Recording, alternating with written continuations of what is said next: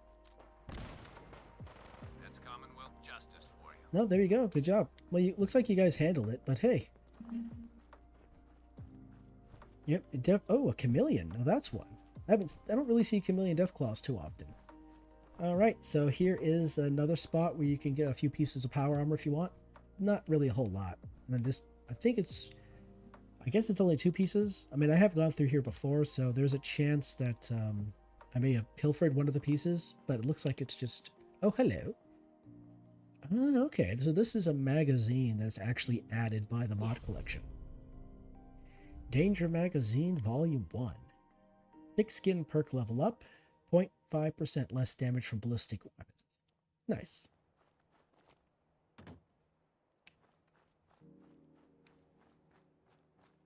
Alright, so we're heading off to... Where is... Ooh, is it too far away for it to be seen? Or is it just obstructed?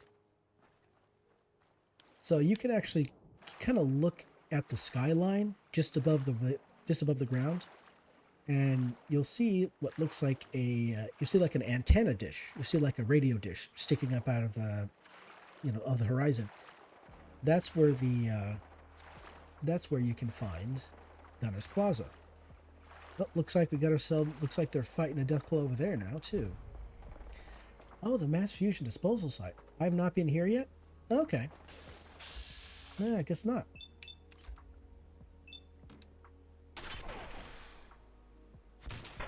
So this place right here is inhabited by, of course, super mutants. What are you? Oh, you're a mutant rat. Now that's interesting. You're new. Blade!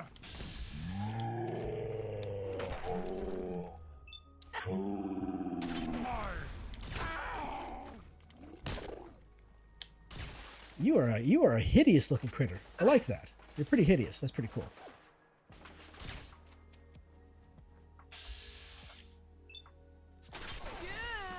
Ooh, idiot savant perk.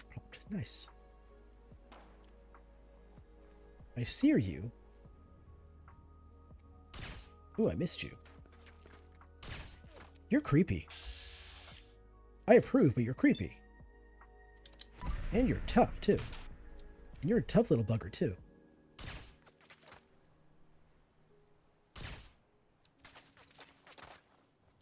Alright, let's get a little closer here. Whip out my blade. Alright, now I can take it down real quick. There we go. Good job.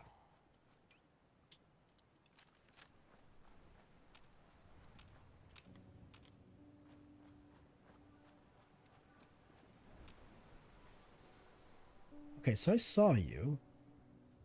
There you is. Alright, so where's the last guy? Are you up in the tree? Some of these trees have platforms in them so the super mutants can shoot you from them. There you are. There we go. Alright, dealt with.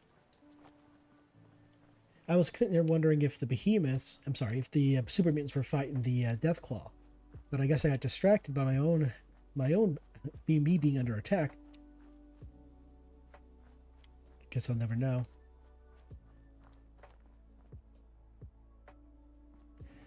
Okay, looks like maybe, since there is a Minuteman spot over there, then maybe the Deathclaw was fighting the Minuteman.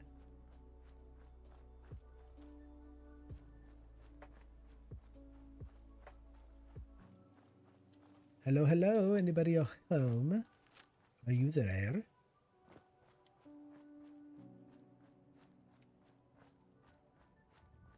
Is this the place with like the little maze? Oh, it is. Oh, okay, yeah, it is. All right. There's a door. Where's the door? There's like a locked door that you could probably get into. I just don't remember where it is now.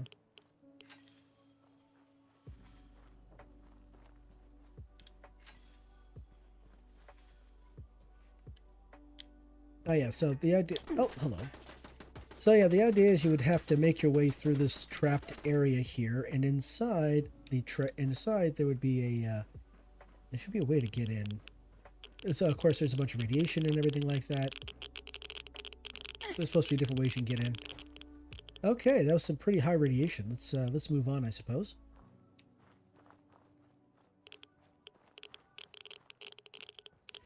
That's okay. I got I've got ghoulish, so I'm somewhat of a rad eater. I don't have to really worry too much about radiation. With the sun, with solar powered, ghoulish, and life giver, I'm able to just essentially just radiation just kind of slowly drains off my back. I don't even have to worry about it. All right, I see a dog. I see some dogs over here. So let's see what's going to happen.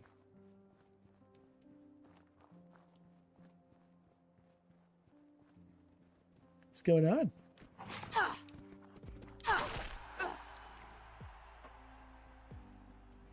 Where is it at? Whoa, hello.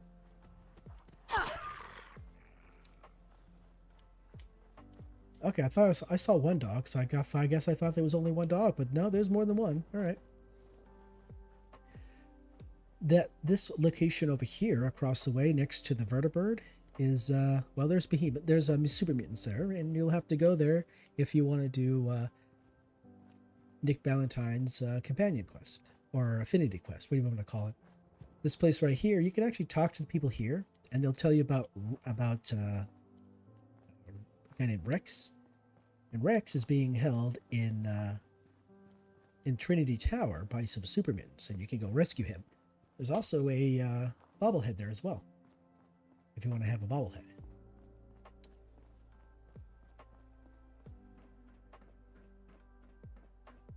What the? Uh-oh. The devil.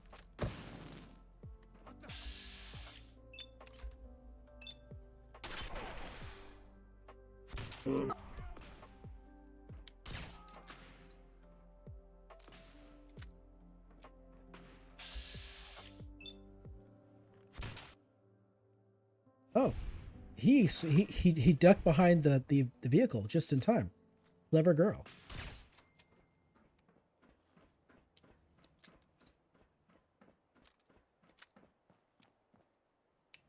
Oh, you got yourself a combat rifle. Okay.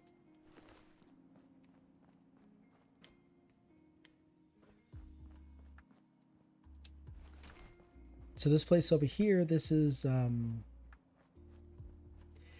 believe it's Egret Tours Marina.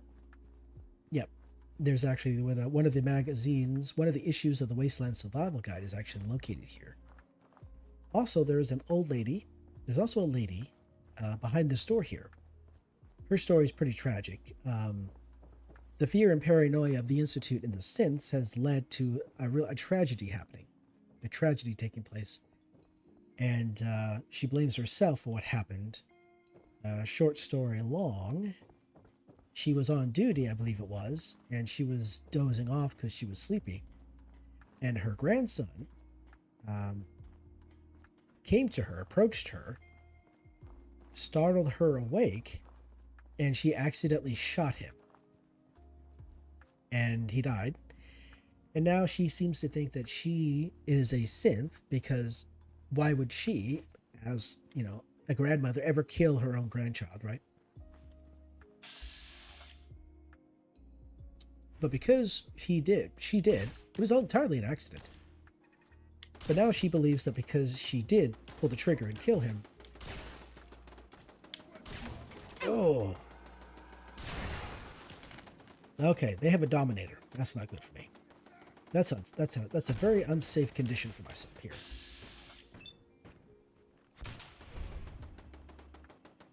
Where are you at? Oh, there you are. Ah, there's the Enclave. Oh no, he's the PFC. Where's the officer? Oh, there you are. There's the ossifer.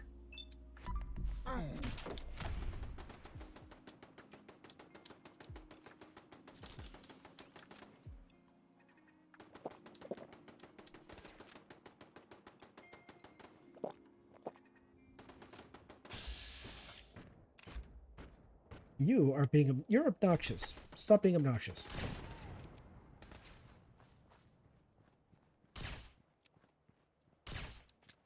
Wow, I'm really terrible at this.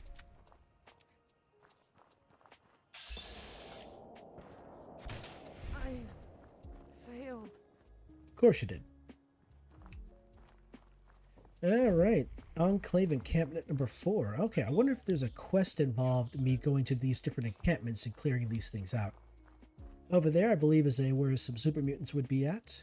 Alright, so if you look over there, you'll see satellite dishes and a tower. That is Gunner's Plaza.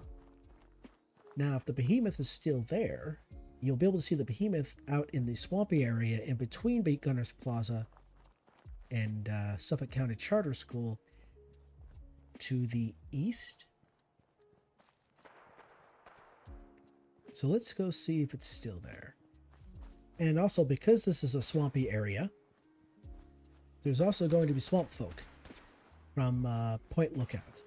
And they're going to be tougher than your average swamp folk.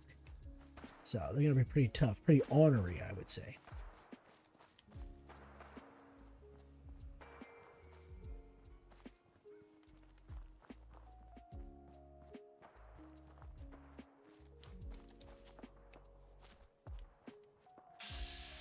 Okay, yep, looks like the gunners are there still. All right.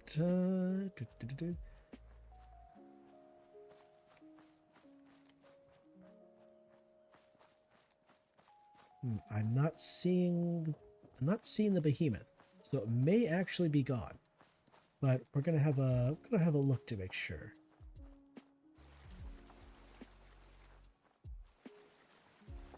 Yeah, I'd pretty much see it by now if it was here. Yep. Okay. Yep, it's gone. So this is the steamer trunk that is next to where the behemoth is. The behemoth will be walking around this area here, kind of doing like a patrol. And occasionally the behemoth will attack and kill ghouls or anything else that happens to come through here other than, you know, the player character. All right.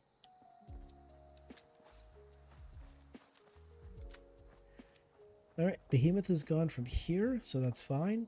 Let's see, what else here? Oh, you know what? I could go down here too.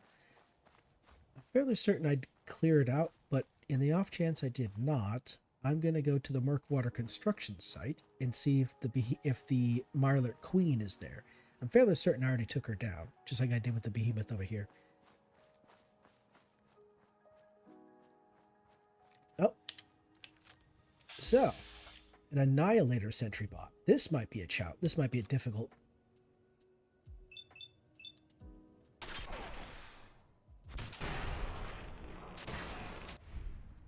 Okay, cool.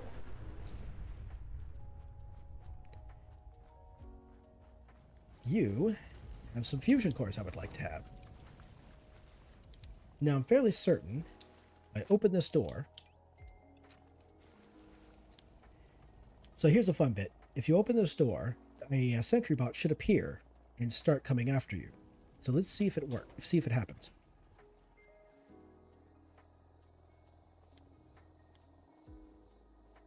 Oh, no? Okay, maybe not. Yeah, normally what happens is that a sentry bot will kind of magically appear from behind here, come over to here to the door is open and attack you. So, but I must have dealt with it earlier because I don't see it. Okay, well, be that way then. All right, so here we are. We got some mechanized. Oh, okay. Oh boy, the guy. Okay, so the game is being silly. Okay, the game is being silly for a second. All right, cool.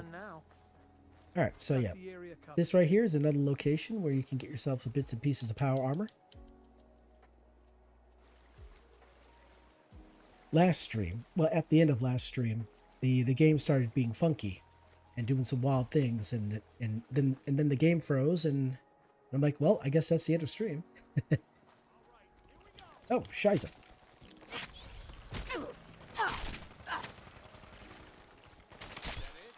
Oh, good job, guys. They saved me, my heroes. All right, so let's keep ourselves on the down low here. So this is Murkwater. I do not see the queen. Long live the queen.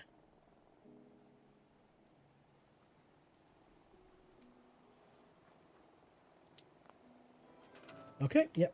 I took out the queen a long time ago. Okay, cool. Oh, building plan unlocked, Voodoo Lodge. This is a single person home type building for a 2x2 residential plots. For the discerning southern swamp dweller, this may look like a pile of junk and rotting bones, and it is. Okay. Cool. We got a new plan. Nice. Let me think about here. What do I need? I need some glowing mushrooms. All right, let me have a look. See here. I need glowing mushrooms. What is it? I need acid, glowing mushrooms, and let's look at my junk. Okay, that's going to give me acid. I need water. I need water, acid, glowing mushrooms, and water, acid, glowing mushrooms, and a stim packs, and I can make myself some antibiotics. So I just need some glowing mushrooms. So just look around for some glowing mushrooms. They're green. Shouldn't be too difficult to spot, right? Oh, hello. What are you? Oh, swamp folk. Run away. So the swamp folk are pretty tough, and I don't really want to fight them considering I'm suffering from weakness. Weakness means I take increased damage, so that's going to be 20% increased damage against my person. And since the swamp folk are pretty tough, they'll be able to kill me pretty quickly. And since I haven't slept in a minute, I'll have to repeat this content over again because I'm on survival, and you can only save when you sleep. All right, so I'm going to go to Jamaica Plain and save there.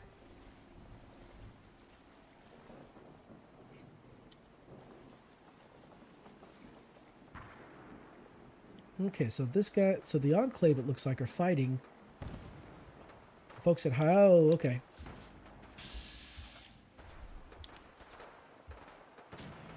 Okay, let's avoid the Saltrons.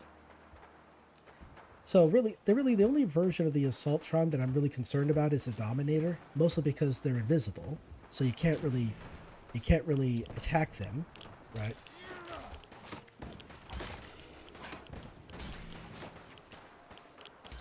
Oh, he's wounded.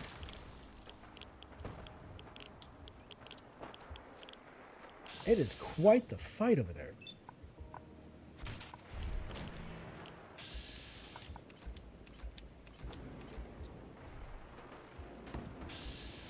Okay, so who are you? I think you're Enclave. I think they're Enclave, yeah. So it looks like, I don't know, that's Hyde Park over there. And usually there's raiders over there. But if there's gunners over there, I wonder what's going down. I just walked through an area and everybody's fighting everything. It's pretty wild. Like, we're supposed to, improve the Commonwealth, but it looks like it's not improving at all. It's just getting more and more violent.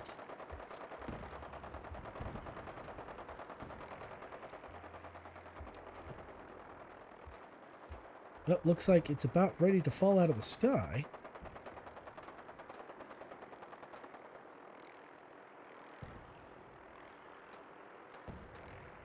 Oh, there we go. Looks like it's about to. Nice. Good job, guys. You did all the thing and I didn't have to help, really. Nice. Oh, Jamaica Plain. That's right. I forgot. I set up a person here with an artillery battery. Of course. All right, let's have a look around here for some glowing mushrooms. I don't know if there are any. I just kind of hope there are.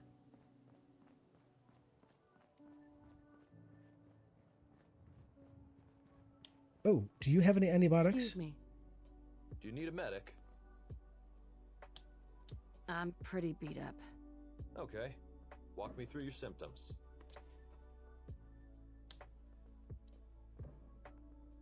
I'm pretty beat up. I wish I could help you for free, but my supplies are running low as is.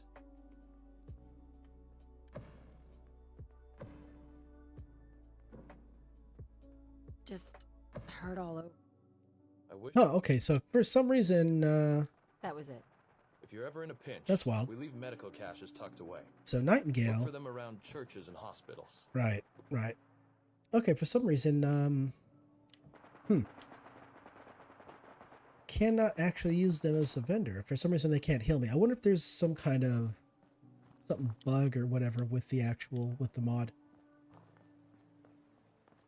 I guess I guess it's more of a reason. Things are kind of not working like they used to, it seems like. So it's kind of, I guess it's more of a reason to update the collection to the newer version. Okay, I'm kind of looking for some antibiotics so I can get rid of this weakness. And I'm not seeing any first aid kits around here.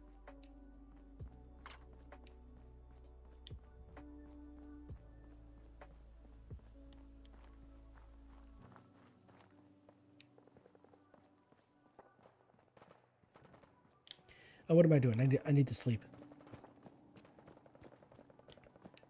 Oh, I see green. Boom, there we go. Got some glowing fungus. Okay, so that's enough to make one. Oh, wait. I think I need 3 pieces, don't I? I think I need 3 pieces of glowing fungus in order to make 1 antibiotic.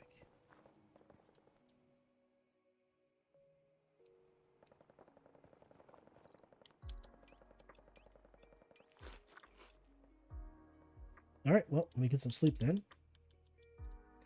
All right, there we go.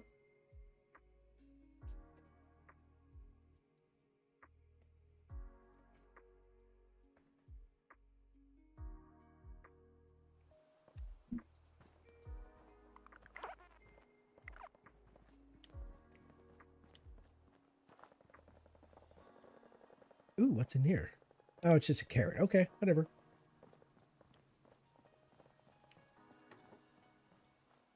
Anything back here?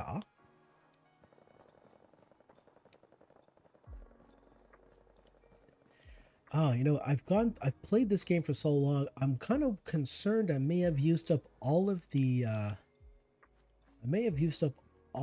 available glowing fungus for antibiotics. I do have a small pile of, hello? Okay, that looks like everything is deceased over here. I was going to say, I do have a small pile of glowing fungus in Nuka World. But that's going to be quite the journey to get there to get it, so.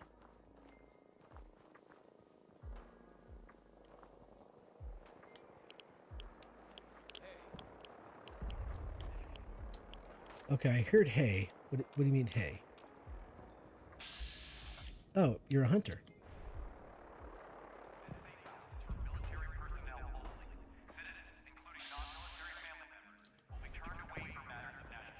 Are you guys actually fighting the behemoths? Don't, I mean, by hiding the super mutants? Don't do that. Okay, you guys can do that. I'm gonna run away. You don't really need to fight them. You know, in survival, you gotta pick the battles you want. And the reward, the payoff for that battle, better be worth the risk, right? Right now, I got really no payoff. There's really no payoff to fight the mutants over there. Because right now, there's a magazine over there. And honestly, it's not that useful for my build. So having to go through all of those super mutants just to get the magazine it's more effort than it's worth. All right, let's have a look around here to see if there's any glowing fungus. So yeah, the Braxil cleaner, that'll definitely gives me the acid that I need.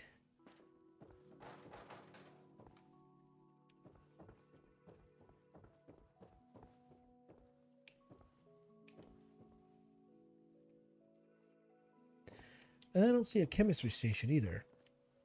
I'll have to move on to find one if I do. Alright, let's think about this for a moment here. Where are other places in the game that I've not yet visited that will have glowing fungus? Glowing fungus can be found around water.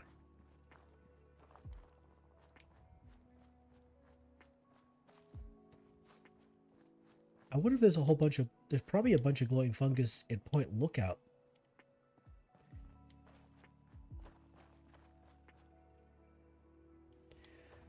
Okay, we got some rust devils over there. Cool, cool.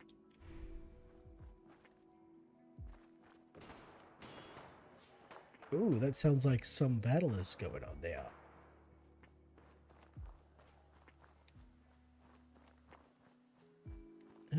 Let's see. I want to say that there is some glowing fungus at the bottom of the school.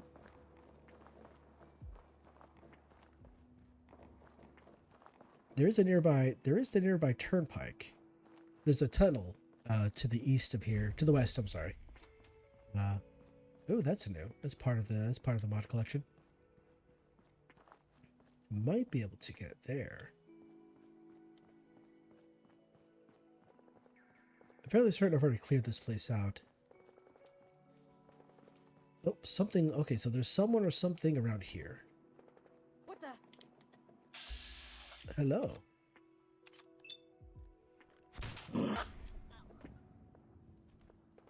Hit flippity flop. Find it.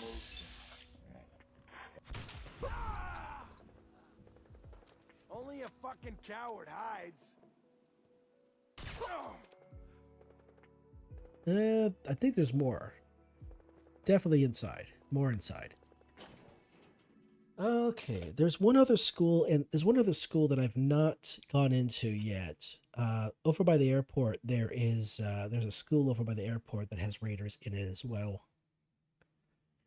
So I'll probably swing over there to see if they got some glowing mushrooms. Honestly, if I could find a first aid kit or something like that with some antibiotics in it, that'd be great.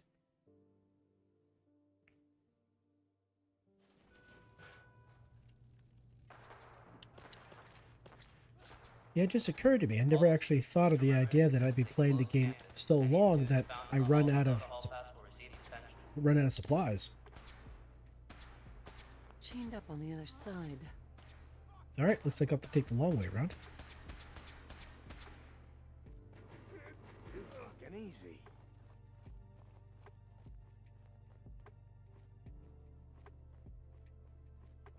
So the place I'm kind of looking for is actually going to be under the school. There's a swimming pool under the school. You're a hoarder. Do you have anything I want? I'll take that and the bottle caps. Okay, you don't have what I want. All right. As a reminder, Tuesday is the last day to buy tickets for the Halloween Sadie Hawkins dance with East Boston Prep. Oh, no, not again. Actually, let's have a look in here. What's the rewards for this?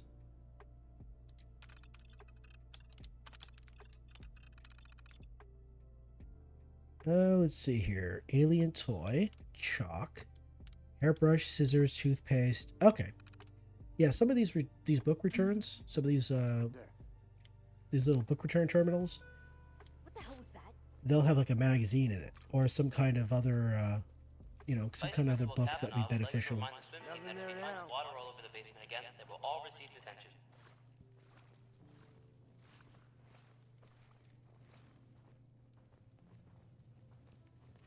Huh. Always get so jumpy after a fight. Could have swore I cleared this place out before. Guess I had not.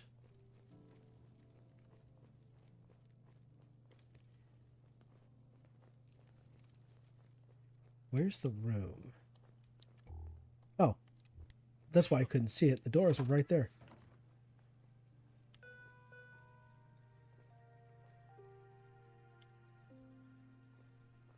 We'd like to congratulate the basketball team on their victory. I don't like this. Of course you don't.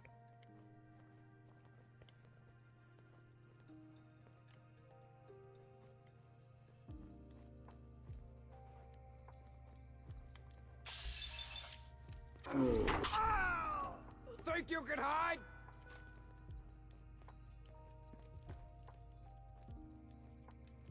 I don't know. You guys actually gonna come down here, or Well, I know you're here. Next month with Sister Find Ivy. you.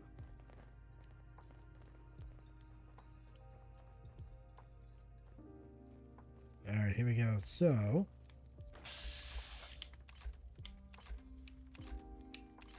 okay, I've already been here before. Okay, yeah. So there's a guy. There's a guy that's supposed to be sitting right there. He has a name. The name I don't forget. I don't really forget. Or I don't remember. Excuse me.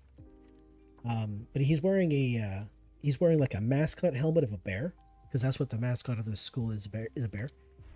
And okay, well, we'll do it like this then.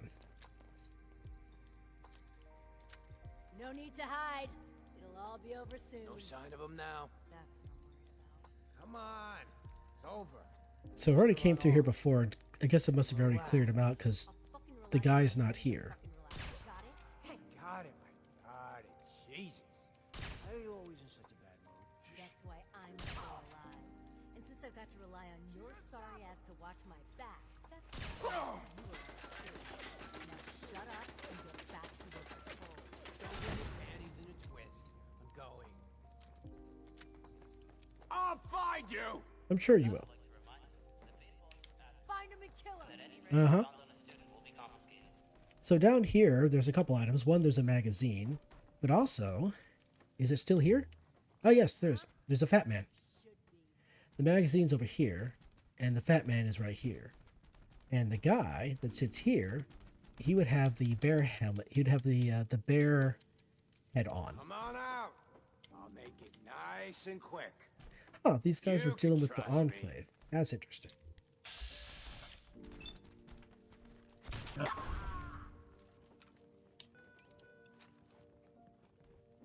When you turn up, you're dead.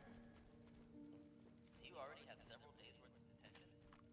Donate to the blood drive to save 2 months days of detention. And I believe this entrance goes to the underground center. So yeah, these. Oh, hello. Oh, wait a second. Come on. I dare you. Oh, they're upstairs. In person. Just you or me. All right, you guys saw me. You got me. Come at me, bros. Ooh, you got yourself a. Looks like you got yourself a club of some kind. Down. Mistake, rookie. Oh, yep. Let's see. Seniors, a reminder that you must be 18 or older to attend the Army recruitment. Why do they always gotta fight back? Well, obviously to make it fun, right? Playing games with me, huh?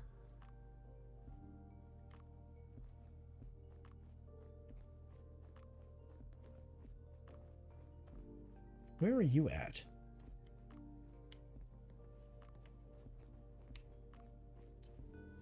Well, anyway.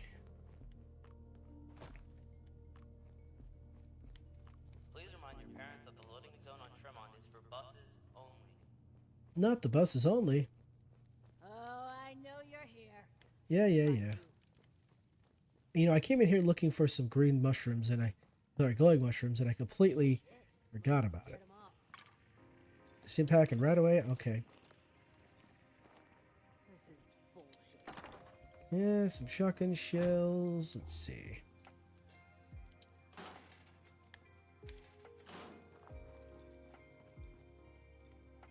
I was thinking there'd be some glowing mushrooms in here, but no, I guess I'm wrong. That's fine. I'll just move on. What the fuck was that? Seems quiet. You? No, I'm about ready to pack it in. Dumbass. Be glad you got me around to watch your back. I swear I must be going crazy.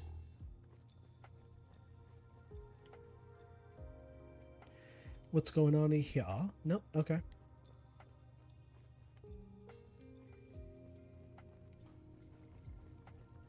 All right, here we go. Let's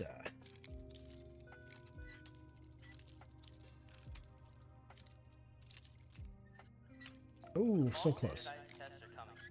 There we are. Saturday practice session. Yes. Brilliant. Brilliant.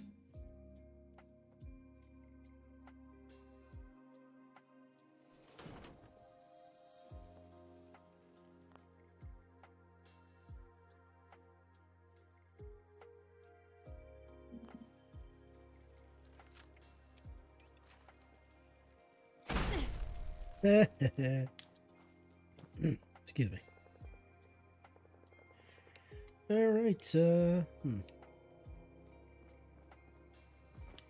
All right. Looks like I'll have to do a little bit of exploring. I'm trying to remember all the places that I have seen glowing mushrooms. I know there's a few of them, you know, in the city. Like, you know, little bits and pieces here. Some clusters, I guess you could call them.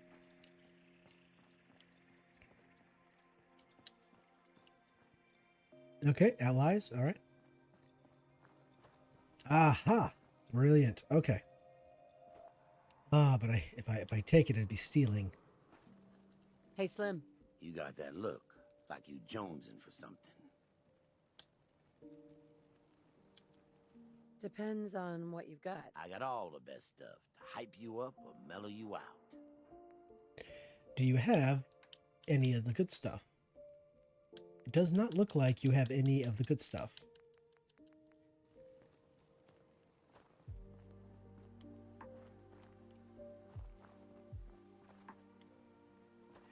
Okay, well, if I take it, it's stealing, so technically it's bad.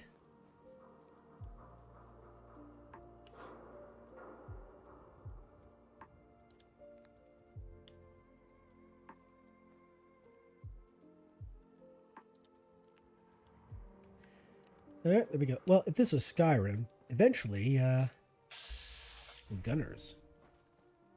If this was Skyrim, they would send somebody to take me down. Mr. Handy. Let's see. Oh, I think it's over here, isn't it?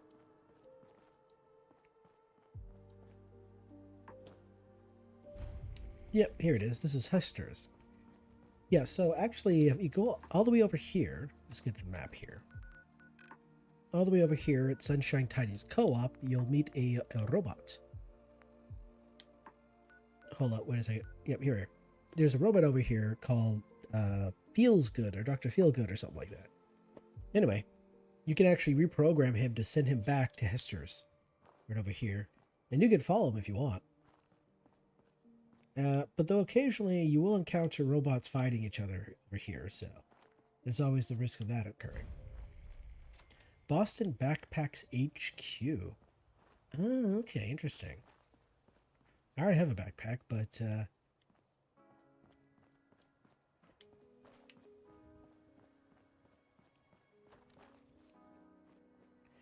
ooh, gotta be careful in these areas here, going in between the buildings in this area.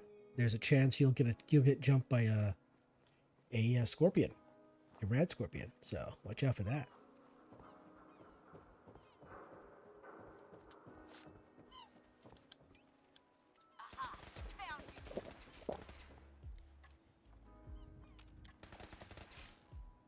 Good Lord. Okay, yep, this is a problem.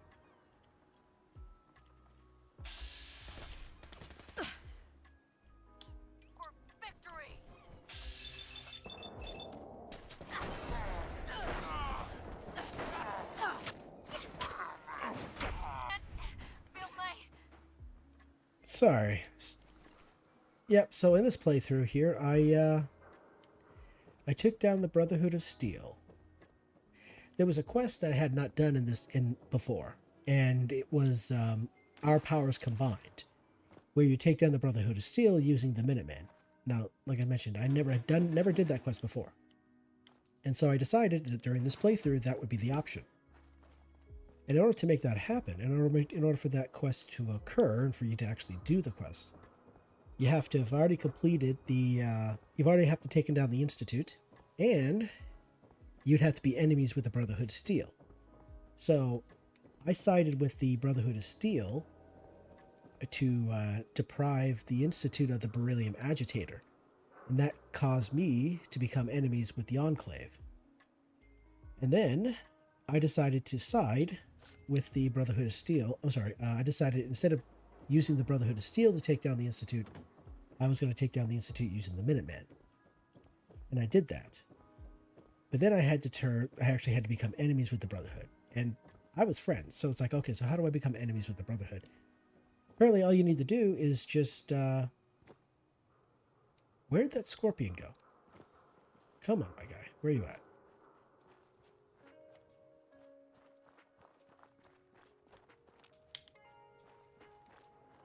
Okay, yeah. So, in order to become enemies with the Brotherhood of Steel, if you are friends with them,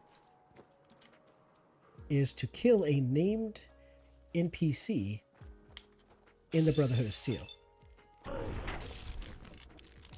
So I chose Proctor Ingram, so I shot her, so I took her out, and I became enemies with the Brotherhood. Now, if you complete the nuclear option with the Brotherhood of Steel, Elder Maxon becomes invulnerable, and he cannot be killed. Which is okay, because you don't actually fight Elder Maxon in this particular part of the quest.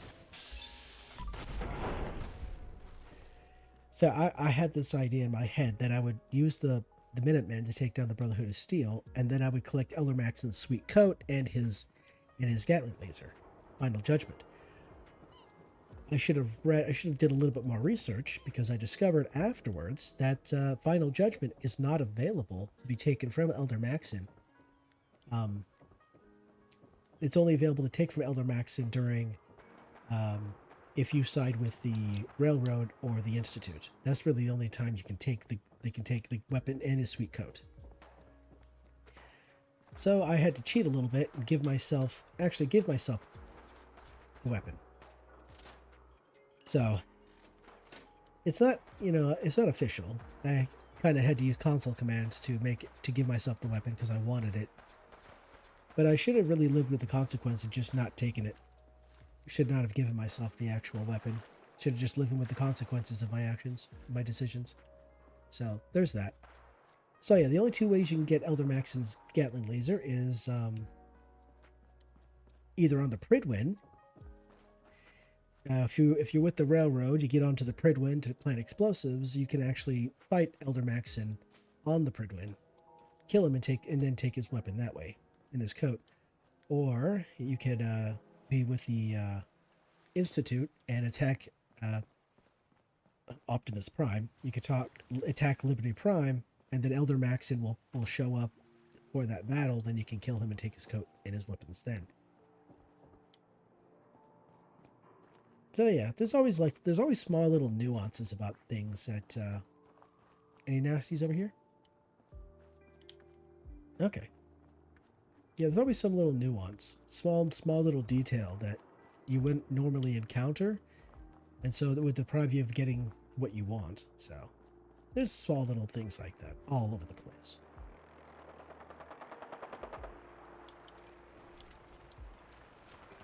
All right, let's see. Oh, the Brotherhood, of course.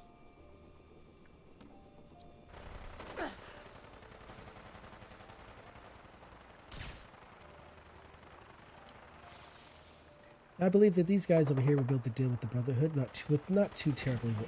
They won't have a hard time.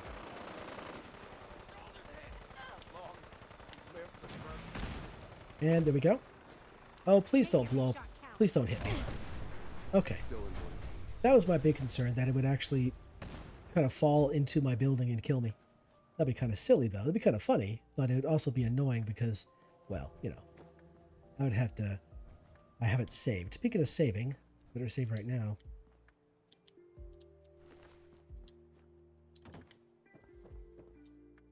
There we are.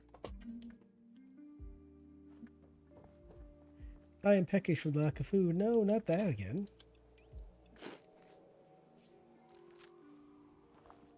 Alright, let's have a look around here. I'm fairly certain there is some glowing mushrooms around here.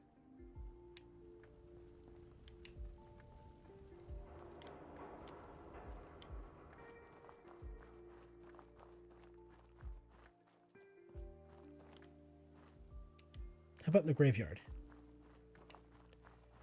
There is a graveyard around here. There might be some glowing mushrooms there. Is this the bowling alley? Or is this the boxing place? Oh, it's the boxing place. Okay. Yeah, there's a bowling alley. Well, actually... No, the bowling alley, I think, is in Far Harbor, and that's the boxing place.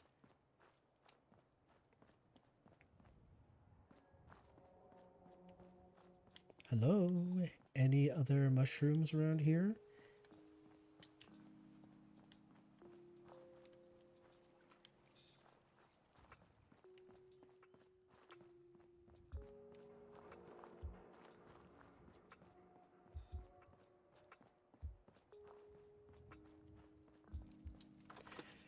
Pikmin's Galley. I know in the tunnels that you go through to get to where Pikmin is facing off with the raiders that there's some glowing mushrooms there. I'm hoping that they're still there.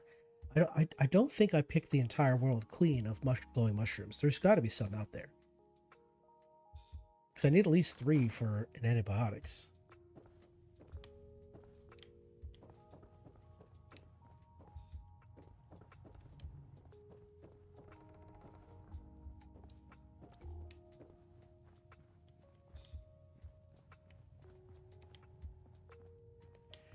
Oh yeah, Pikmin is a well, obviously he's a serial killer, and he's pretty prolific and creative in how he does things. So yeah, if you help him out, you'll get a key to his safe he has behind one of his paintings, and you'll get Pikmin's blade. Which is kind of a nice little blade, you know. It's not amazing, it's not awesome. It does a little bit of damage, does some bleed damage, and that's really about it.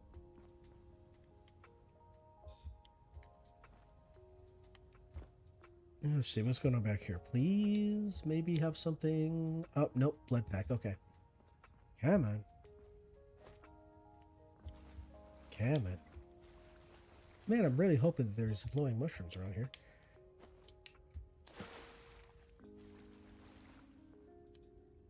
It's not looking good for me, honestly.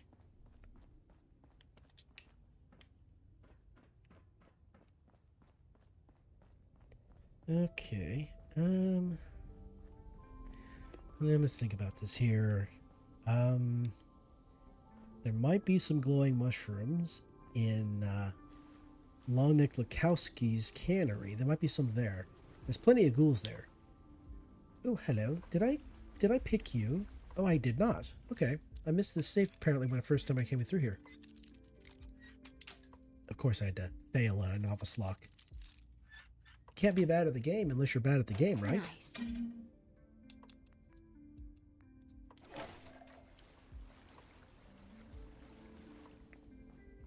Alright, let's see.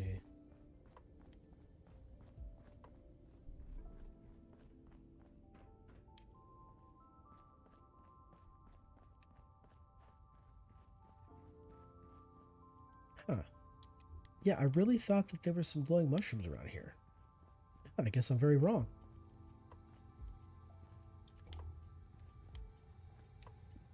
Glowing mushrooms will be easy to spot because they have a green glow to them.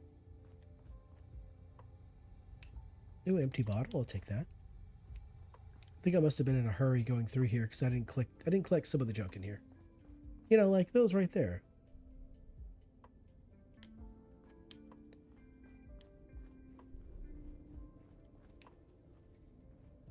Alright, is Pikmin still down here, or is he out?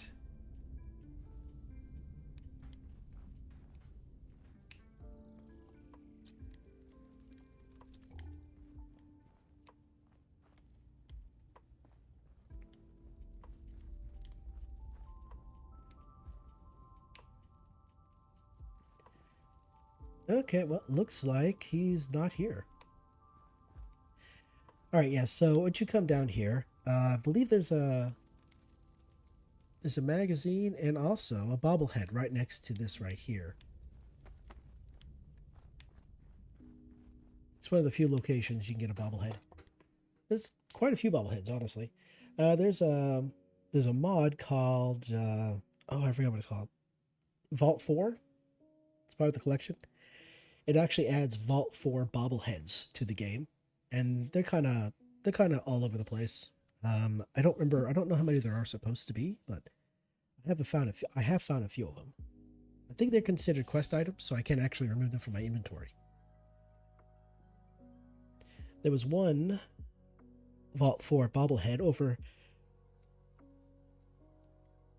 at Walden Pond. Oh, okay, well, looks like okay. No glowing mushrooms here. All right, let's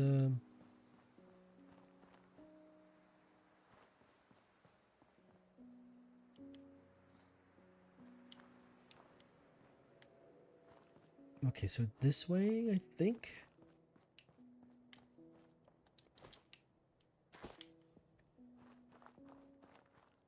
Okay, that's mean pastries. Okay. So that means that the scare graveyard's over here. Area secure. Hello? Okay, yeah, I've already been over here. Okay. So yeah, there's a quest. What is it? There's a quest you can get at, was it Faneuil Hall, I believe it's called? It's the Gilded Grasshopper. And by following the clues and whatnot, it will bring you over here to this graveyard where you can dig up Shem. And in his box, in his grave, he'll have some gold, he'll have some copper, and he'll have some silver bars. Oh, okay. No mushrooms over here? Okay, alright.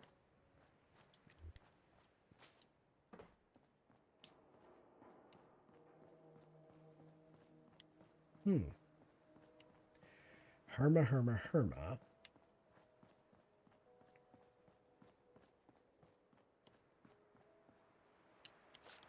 Hello? Oh. Well, it looks like they were having a bit of a fight and one fell into the water. It's interesting. Glad that's over. I wonder, is there some kind of rule in the Geneva Convention against shooting? Oh. Well. They have orders. Order me. Okay. Alright, let's see what the orders say. Probably says to kill the living shit out of me, right? Okay, so we got, is it a note? I think it's a note. So orders. Element OP. Here we are.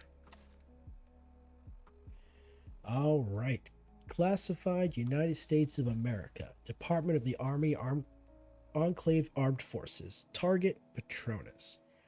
High priority target. She is armed and highly dangerous. Special care is advised. On termination, prepare body for extraction via vertebrate. Stand by for further orders. So, the Enclave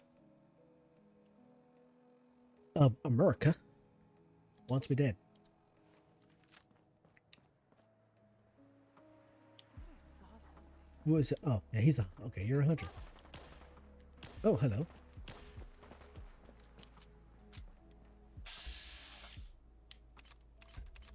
Oh. I'm gonna be sick. Okay. Okay.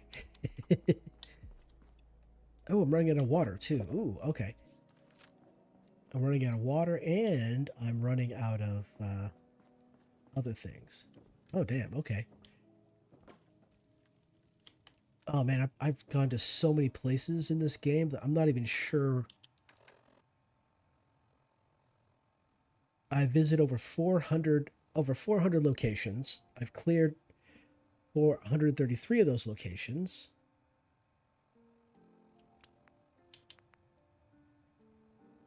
Oh, damn. Okay.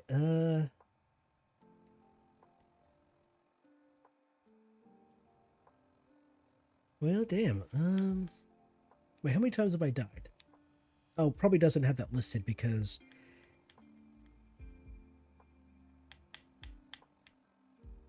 days survived, level survived. Let's see here.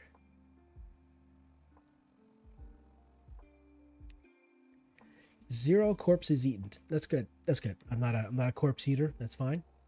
I'm perfectly fine with that. Magazines found. I found 242 magazines. Damn. I mean, in the vanilla game, there's only like 140.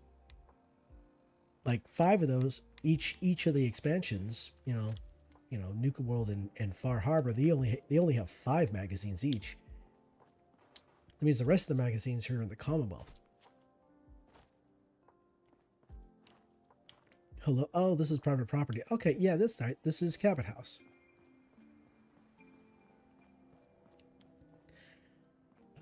Wait a second here. Kind of curious. Oh, I don't have any, do I? Oh, I don't. This just cures addictions. This doesn't actually... Yeah, it just cures addictions, which doesn't really help me. But it also makes me... Okay.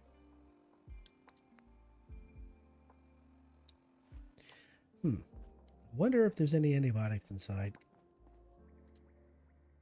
Be gone, and I shall return to my conversations of the heathens. Yeah, for some reason, the mod collection, whenever there's NPCs that don't really have anything important to say at all, they'll just repeat that line. And that line is there from one of the mods, so kind of makes things silly. I honestly think some of the mods have kind of broken, like they had some weird conflict with each other, and so they don't work properly. And I imagine, well, I would think that those kinds of conflicts would be, fixed in an updated version of the collection. But I have a much older version of the collection, so chances are, if I wanted to resolve some of these conflicts, one, I would have to update the collection, and two, I would have to start a whole new save, because by updating the collection, some mods may have been added, some mods may have been removed, breaking my save and forcing me to go back to starting at level 1, which honestly not a terrible idea.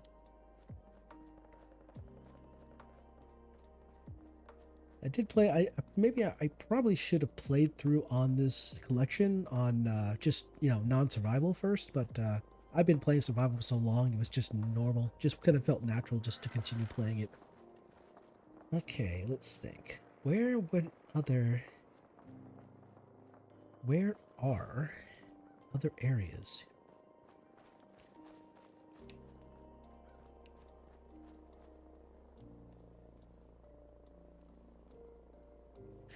Oh, there's one place I have not gone. I'm going the wrong direction. There's a school near the airport that I have not.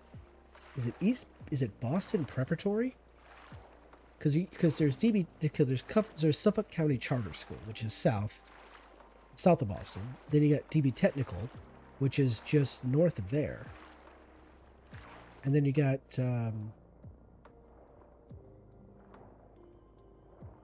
and then there's another school. I said the name and I completely forgot about it. Crap. I said the name. Now I forgot about it. I forgot the name. DB Technical, Suffolk County Charter. East Boston Preparatory School. That's the one. East Boston Prep. No, I've not been in there yet. I know I've not been in there. It's right next to the airport, but I've not been there yet. So there should any loot, any magazines or whatnot that are in that location should still be there.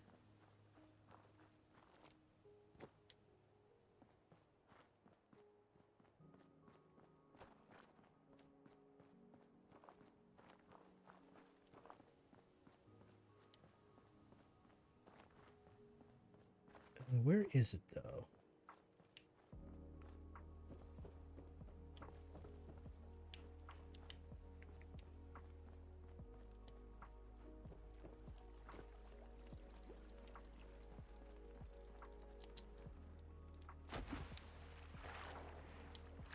For those who probably played the game, they'll probably realize this, but if you see a vertibird somewhere, there's most likely going to be power armor nearby. Because there is power armor on that barge over there. It's in that cage right there. So, alright. This is another spot, another police station. I think this is one of the ones where you have to go to get Nick Valentine's holotape. So, can I get past here? I cannot. Okay.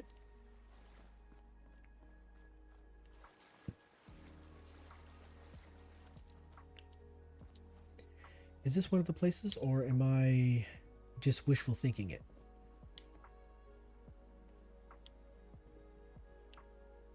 East Boston Evidence Locker. So if you go on this terminal here, you can find out where all the different holotapes are.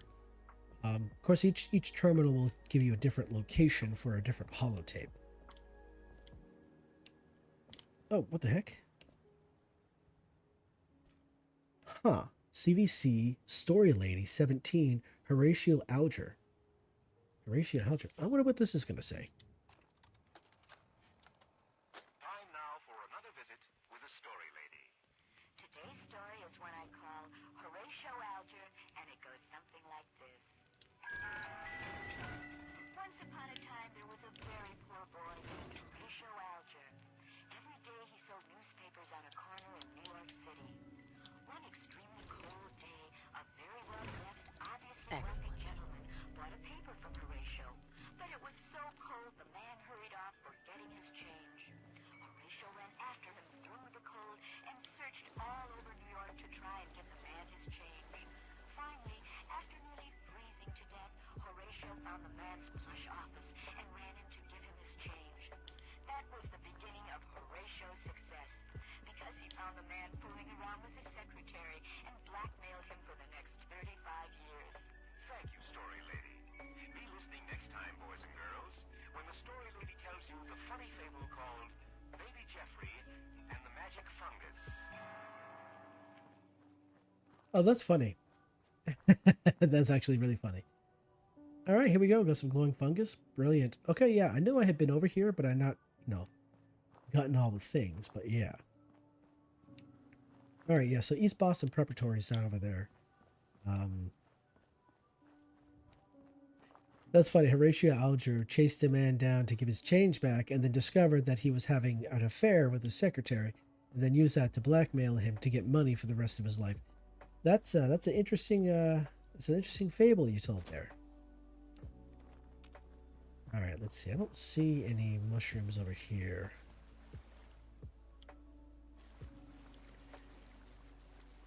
Okay. East Boston Preparatory School. Here I is.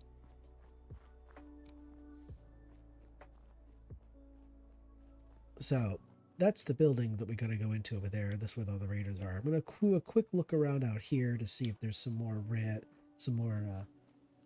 mushrooms. It's funny. I'm literally just running around the map looking for mushrooms. I mean, that'd be like me running around Skyrim looking for flowers. At least in Skyrim, the flowers, I think, respawn after a period of time. It doesn't appear the mushrooms respawn at all. Maybe, just maybe, maybe survival mode was not intended to be played for as long as I have. Maybe once I completed the content, then I move on. Maybe I shouldn't be 100 and like level 126 or something like that. Maybe it's not designed for that. Or possibly, maybe, mushrooms are supposed to respawn, but due to some conflict with the mod collection, they're not respawning, and therefore, the mod collection is stifling, kind of, what is the word, retarding my experience, my gaming experience. I have no way of verifying that, though. It's just a thought I had. Okay, so, are there any beds around here? I think there might be there. I think there's a couple of beds over here. Oh, wait a second. Gotta be careful. So over here,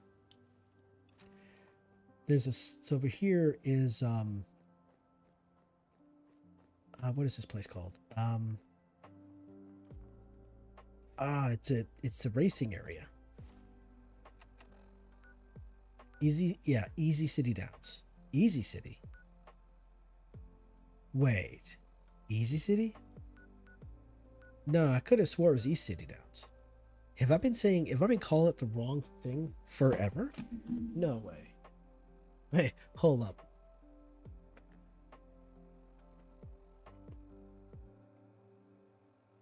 Or maybe is it Easy City Downs is another location and I'm just, I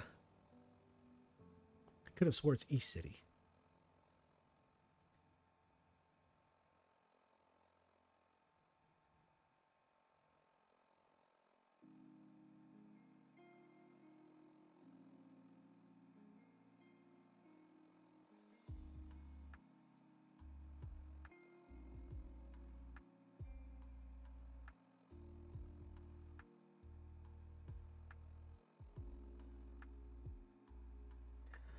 Oh, wow. I've been wrong. I've been wrong for a very long time. Huh. It's Easy City Downs. It's not East City. I've been wrong for a very long time. I've been calling it East City Downs for a very long time because it just makes sense because it's East Boston, right? Wow. I've been wrong for a very long time. Huh. Okay, well, as I was saying, there's a sentry bot over here. You'll encounter a sentry bot over here, and it will try to kill you. Huh. Did I like Mandela affect myself into thinking that was East City and not Easy City? Because I could have swore for the longest time it was East City.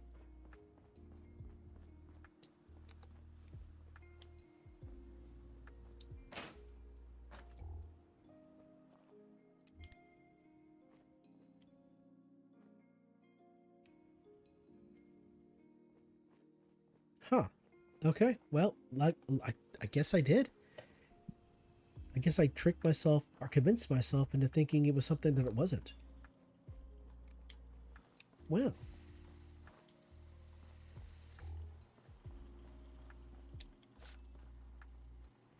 Huh. Now I'm befuddled. Yeah, I was completely convinced that it's East City and not Easy City.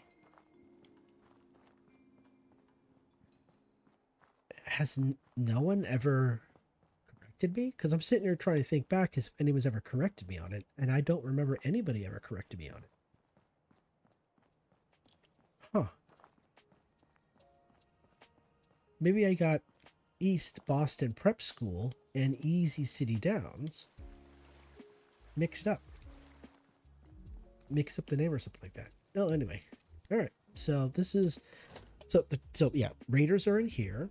Traders are welcome. Okay. 126. Yeah, I probably shouldn't be this high a level on survival mode.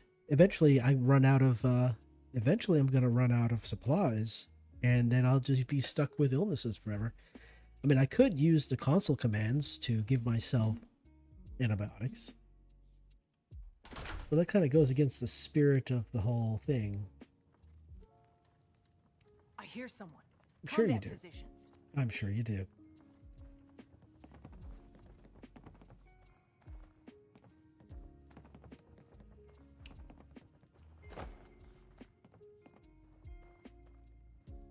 What if there was like a trigger?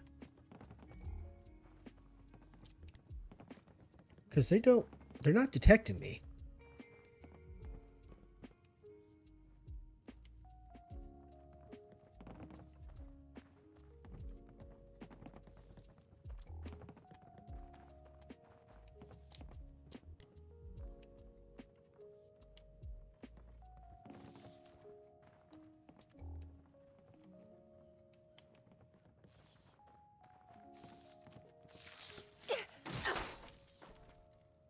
Oh, was that an invisible red roach?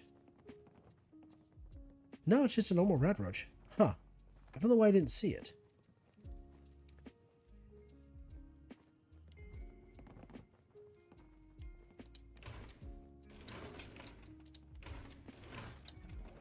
Gotta be an end to this someday. For now, gotta do what I gotta do.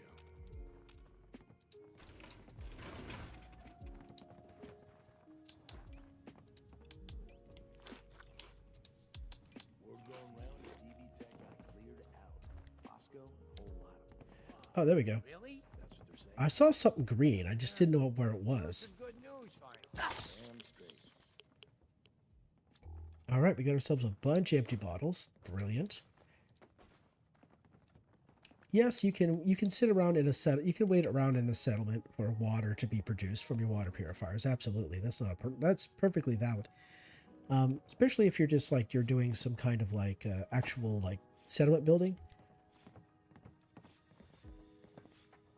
Up until I wanted to destroy the Brotherhood of Steel, I didn't do any settlement building because I don't like defending settlements all the time,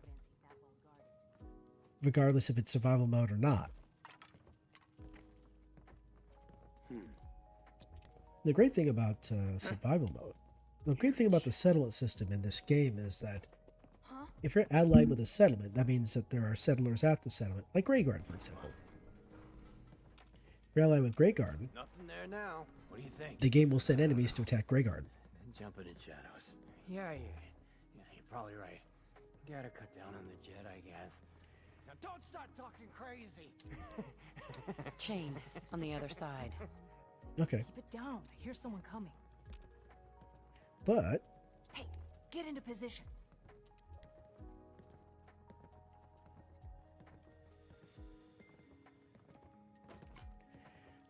they damaged the stairs so it can only go one direction. Okay.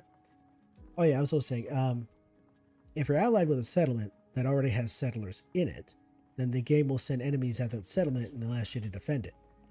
But if you set up a settlement with no settlers in it, then the game will not send will not attack any settlers. Will not send anybody to attack the settlements. So there's that. Is this one changed as well?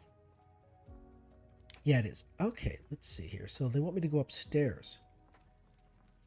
All right. Up the stairs we go.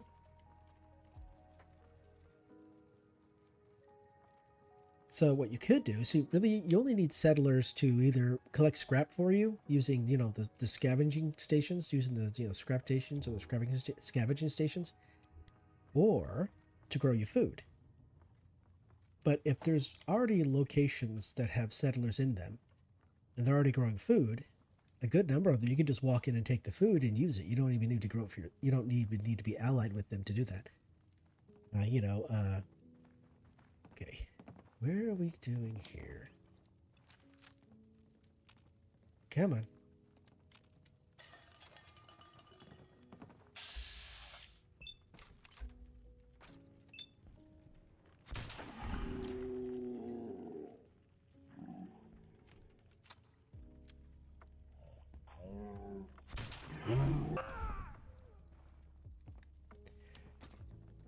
Think you can hide? What the? Oh, shit.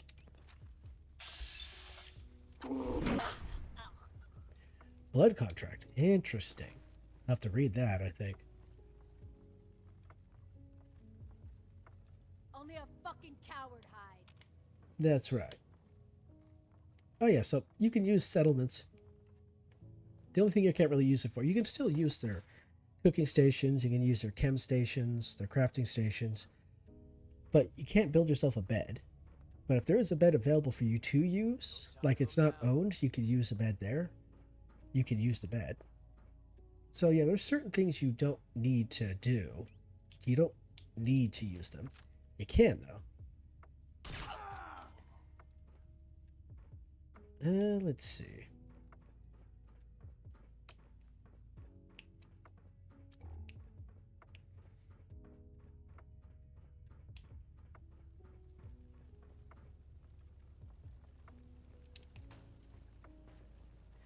It is an overdue book, but of course.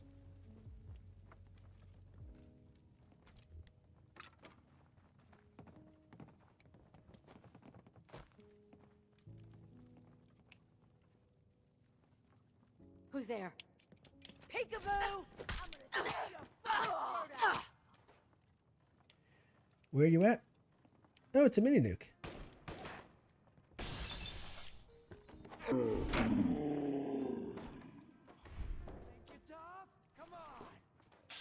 What's up, dog? Good sound, dog.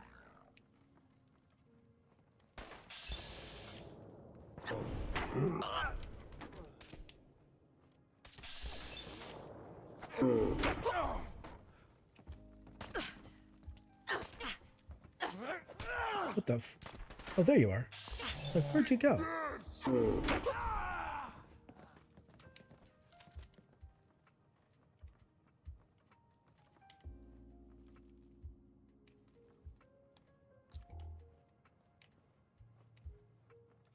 Wow, I honestly did think that there would be some, maybe there's another area, maybe there's a basement floor kind of thing going on where I could find some glowing mushrooms. Because right now I'm having zero luck with that. When you turn up, you're dead.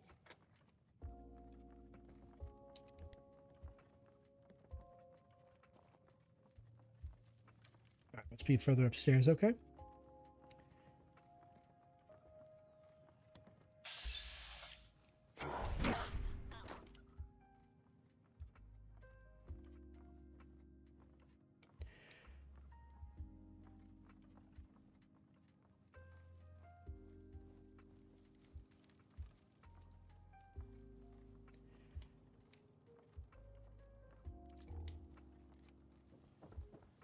Okay, yeah, there's one more. There's at least one more. Just gotta figure out where they are. You know what? Hey, keep talking so I can find you faster. There you are. Shooting at plywood. How's that supposed to get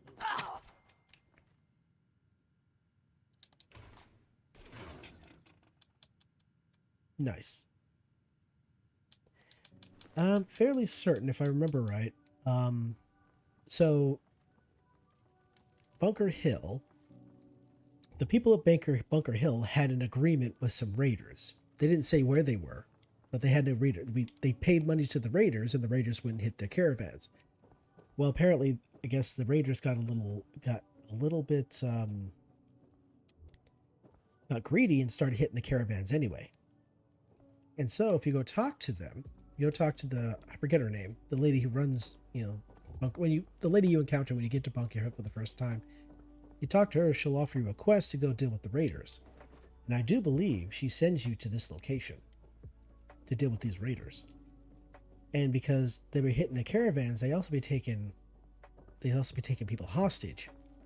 And that's what these cages are for, to keep the hostages in. At least that's the idea. So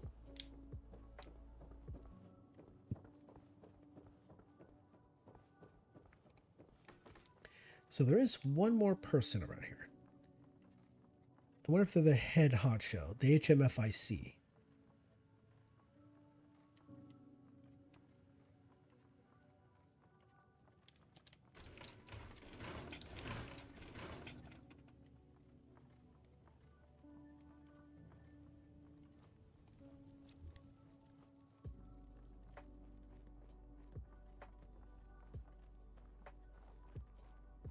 All right. This definitely looks like the head honcho's place.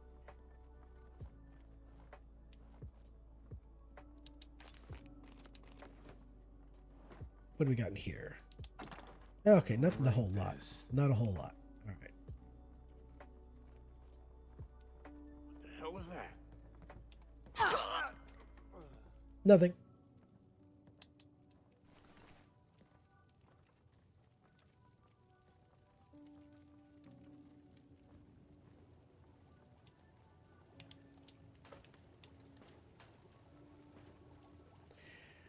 This is a little on the creepy side right here. A couple of mannequins with pumpkin containers on their head.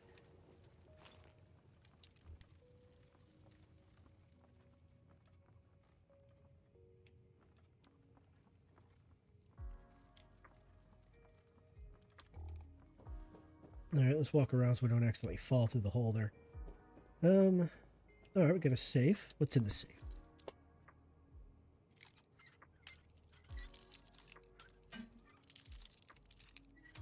No, a little further more. Ah, come on. There we go. Sweet. I'll take that. Do we have anything else worth getting? No, that's pretty much about it. Here we go. We got a magazine. Okay, so yeah, this location, A Soundly Awesome Tales, number 14. Nice. Yeah, well, most of the magazines in this game, they kind of range between 5 and most of the magazines kind of range around 10 issues, but the Soundly Awesome Tales actually has far more issues. Well, they're 14. I think it's 14. And Astoundingly Awesome Tales is the vanilla. Huh.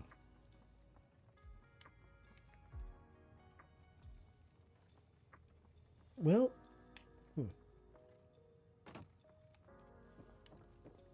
What the fuck was that? now let's see here. Where are you at?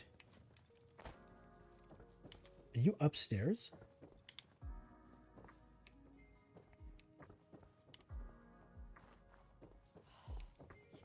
Grip on yourself. How did I miss you? I missed you, but where are you? Did I go... Yeah, I don't know how I could have missed them.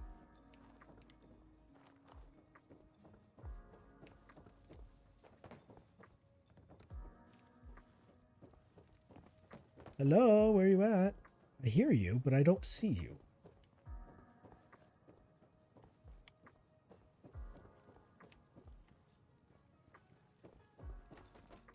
You feel that? It's called the disappearing act.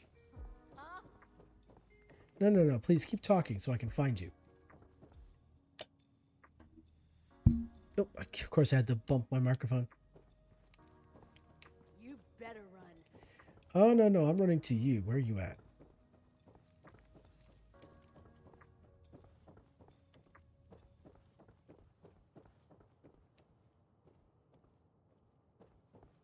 Where is this bitch? What the? No. No, it's nothing. Okay, so it feels like either above me or below me.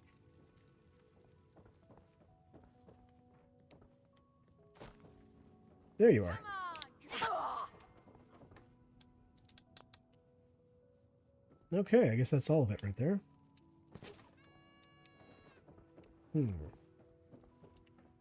I guess it's time to see if there's a downstairs. Alright, let's see the healing here. Healing items. Okay, I actually have enough for one item. Okay. Yeah, I need three glowing mushrooms. So I got one, I need 2 more for a second one. Okay. So look around here. Sometimes the walls have safes in them. Oh, there's several. Oh, also, in certain locations, you'll actually find a chalkboard, like this one here, and it'll have names on it. And one of the names is Glory. The Glory is the name of of one of the heavies, of a heavy in the railroad. And Glory believes herself to be a synth. No, I don't really know how they were able to ascertain that, other than, I mean, I really don't know how they were able to ascertain that. But yeah, they believe themselves to be a synth. But in the vanilla version of the game, when they die, you don't find a synth component on their body. And I'm wondering if that's like, and I hear somebody argue that that's a bug. Like, you're not at the, there's supposed to be a synth component on her body, but because of a bug, it doesn't spawn. But with this mod collection installed, it does spawn on her body. Or, I'm sorry, not with the mod collection. With the unofficial patch installed, it does spawn on her body when she dies. And the only place she dies is in the tunnels outside of the head, Railroad HQ. Okay, well, I guess maybe there isn't downstairs. Maybe it's only at East Bopton. Maybe it's only at DB Technical. Well, I did find enough glowing mushrooms to make one particular item, but alright, well, I guess it's time to get out. Let us bounce.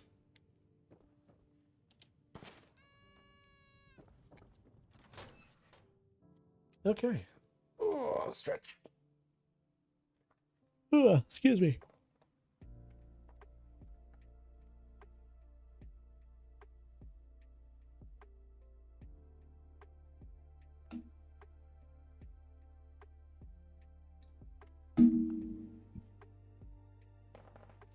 Excuse me. Oh, I guess my voice is getting a little bit on the rough side for me personally.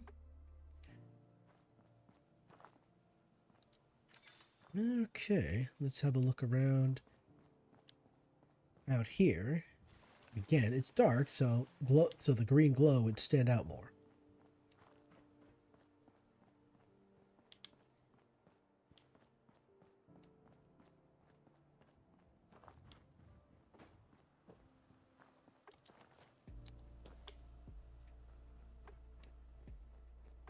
Thought I heard some movement here, so I went instantly popped down to make sure. Okay, I guess not. All right.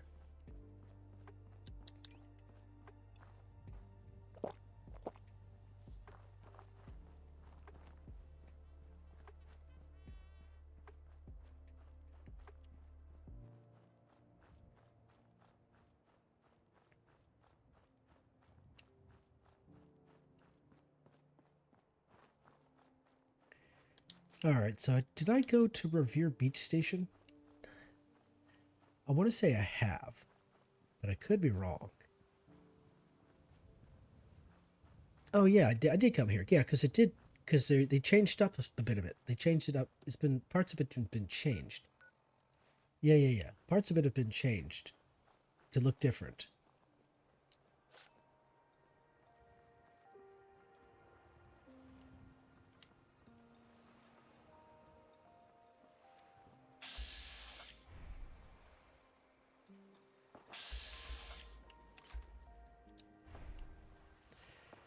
Okay, yeah, that makes sense.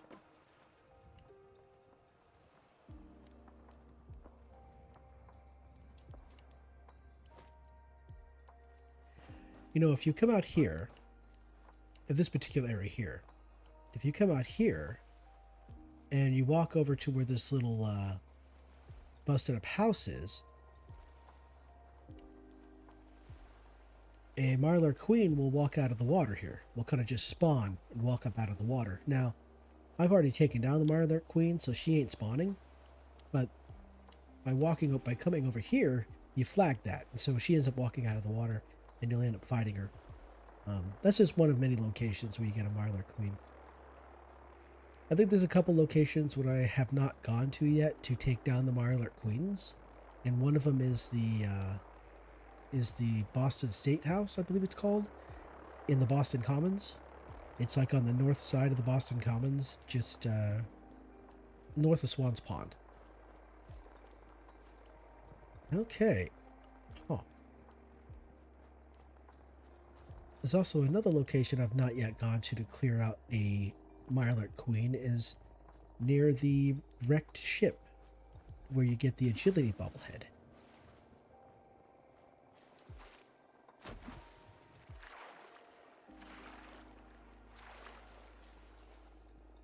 Yeah, I feel ill. Oh, I got fatigue again. Okay. Now I got fatigue, which means I have to sleep more. Oh, wait. Wait, hold up. Wait a second. Did I?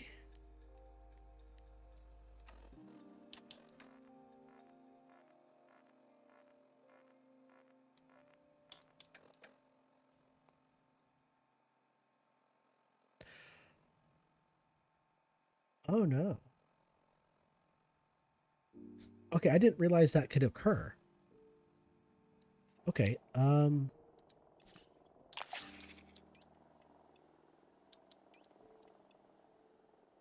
okay, so apparently...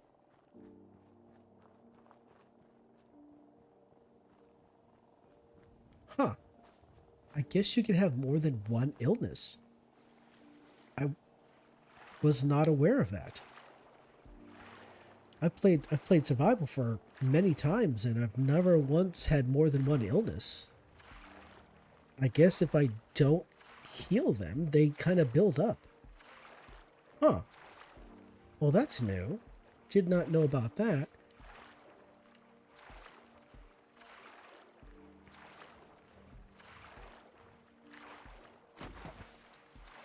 Well, I guess it's time to see if Bunker Hill has any medication, any medicine for me, any antibiotics that I could use.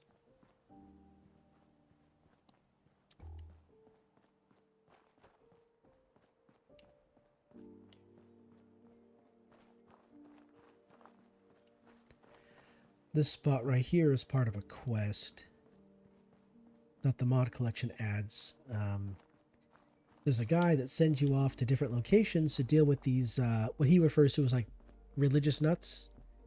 And when actuality, at least from my perspective, he's just actually convincing you to go around and bump off some of his old gang members, some of the people from his old gang, so that he could get access to I guess money or something like that.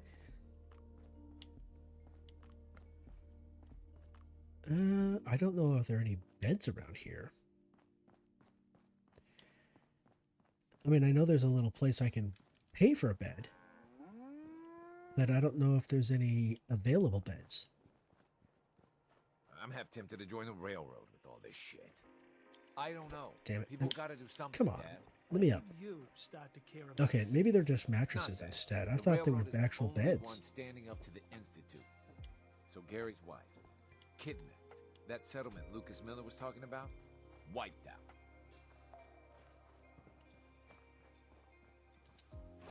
Huh, I could have swore there was a bed around here. I know there's some mattresses, but I could have swore there was also a bed.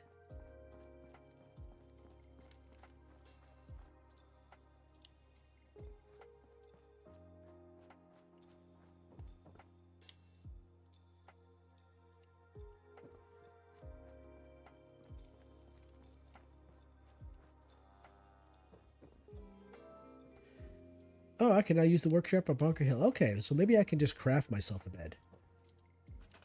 Okay, that's what I'll do. I'll just make myself a bed. Screw it.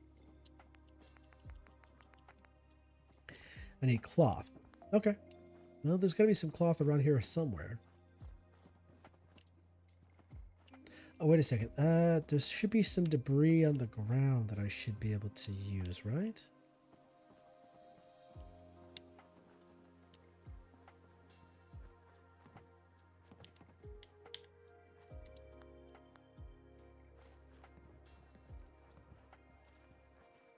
Nope, that's going to be wood. I need cloth. Maybe like a rag or...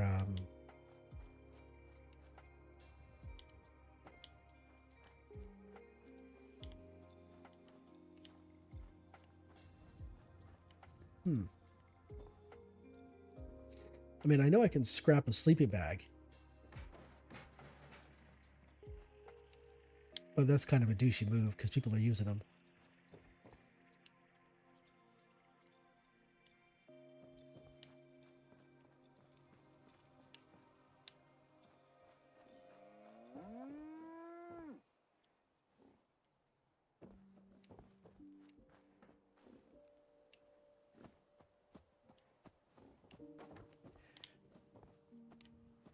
Let's see. I'm not...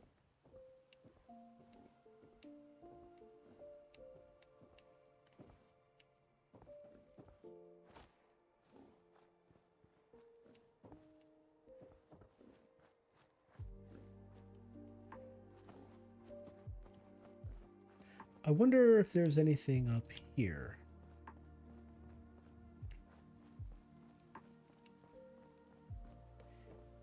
What's kind of funny thing, there's this little kid that will say, hey, pay me some coin and I'll give you a tour. And you're like, here you go.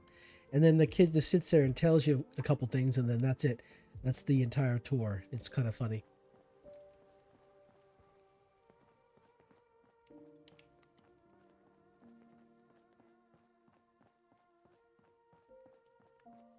All right, let's see. Up here at the top of Bunker Hill, on top of this place here. Oh.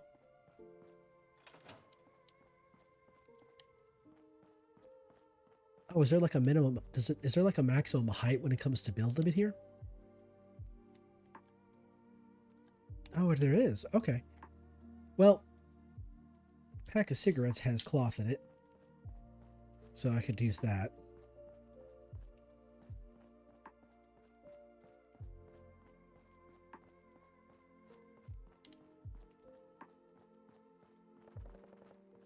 Okay, I hear weapons fire off in the distance.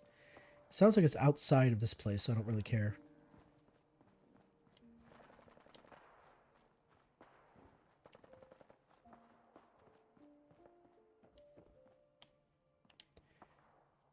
No, I can't use that. Let's see, what else? anything back here? I imagine if there's anything around here that I could take, it would be stealing, right?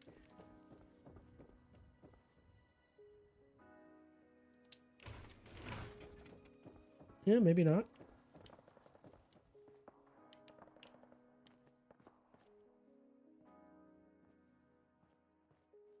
That's wooden plastic. Oh, hello. What's this? Join the railroad. Interesting. Oh, so this is a way of actually... Okay, I didn't know this. I didn't really know this was here. I'll have to check. I'll have to check on my Steam Deck if this is vanilla or not. Because really the only time I hear about joining the railroad or talk about the time you talk about the railroad is when you stop by, Nick Valentine's Detective Agency. And outside of that, oh, and this location here, but I didn't know there was a holotape here. So it might be that it just might be vanilla. Now I know there's stuff down here. So let's see. There's stuff down here that I could use. I know I kind of rushed through this particular area of Bunker Hill just because I want to get the quest done and out the way. Okay.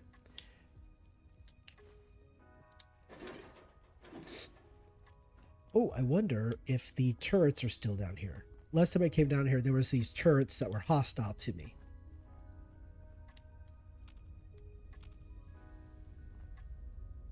Okay, I guess not. I guess they're not hostile. At least these two are not hostile. There is one that's up here that was hostile, so...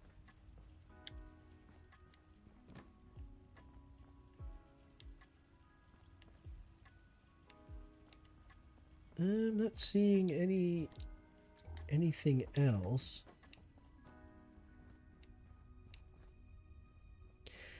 I wonder where all the if all the railroad heavies are down here and they're deceased, what happened to all of the other guys?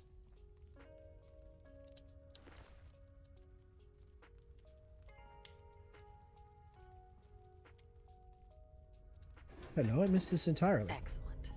Okay, I've collected common trading card from the pinup series. 51 of 100, I believe, right? Yep, 53 of 100, not 51. Wow. I cannot read the words that are right in front of me.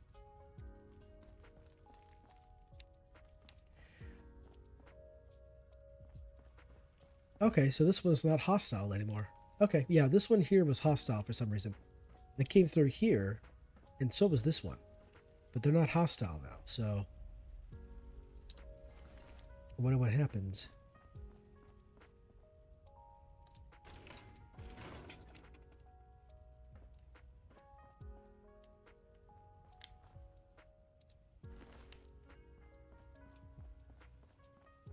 Are these guys still down here? No, they're not. Okay, cool. So I was sitting there wondering if the synths that we were kind of more or less save. Hello, take that. The synths we were trying to save from the Institute, they were down here or not? Yep, they're gone. So that's fine. Oh yeah, okay. All right, I guess I'm done in this area. I'll just go upstairs and make a bed. We should have enough cloth. Then I'll have a bit of a sleep and then see if the vendors have any antibiotics.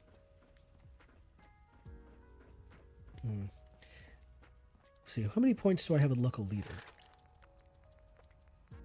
I have 1 point in local leader. If I put 2 points in there, I can build up lurk stations, and that would be able to allow traders to be in my settlements that I could purchase from. And they might have antibiotics. They also generate caps as well. Caps really aren't a problem in this game. You can, I mean, heck, look at that. I got over 60,000 right now. And I've only purchased I've purchased some ammunition and some water and maybe some healing items, but that's really about it. Other than that, I've just been hoarding cash because, well, there's really no need to spend it.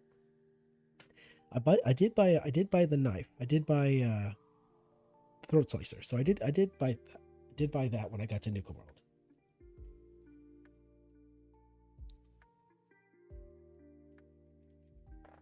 Oh my goodness, I am turning into Yanni. I'm starting to yawn pretty heavily over here. And I got a water.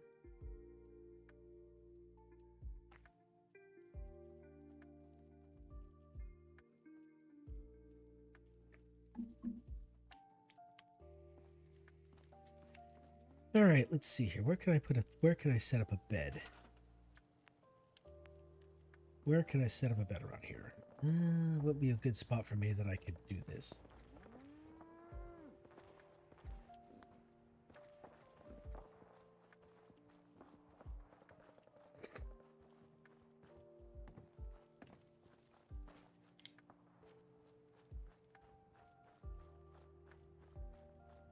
What about this spot? Oh no, this is like a guard tower area. Okay. How about here?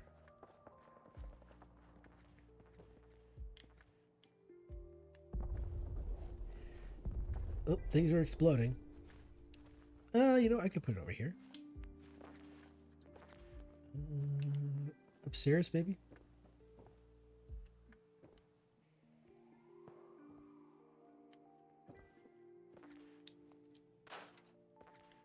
Oh. I'm now overtired from lack of sleep. Of course. Well, I'm trying to find a nice little spot with space.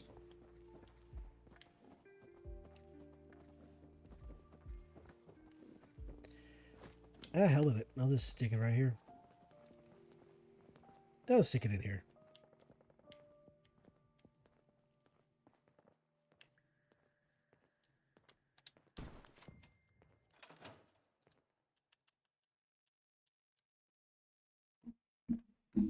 No, I don't know where the fighting is going on. I don't know why, but it's nearby. Might be on the bridge. Because there's a bridge down the road from Bunker Hill. Oh, okay. Finch Farm is under attack? Well, that's just too bad for them.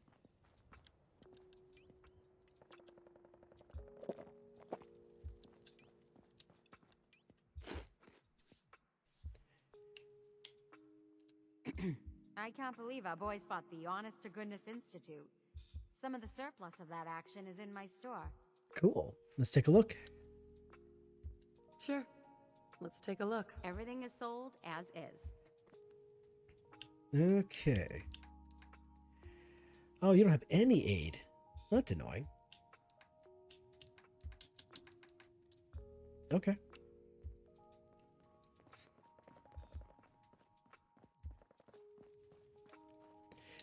Alright, well, I'm tired of hearing the fighting going on, so let's find out why they're fighting.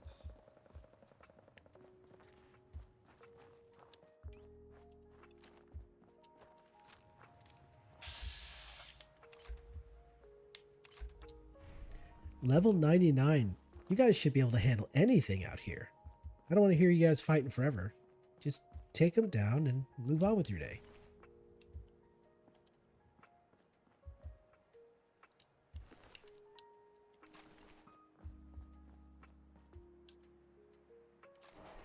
Ooh. Wait a second. Hold up. Wait a second here. Okay, so this is interesting. Dual 44 revolvers with the two-shot. Okay. All right, I gotta see what this looks like, because how does this work?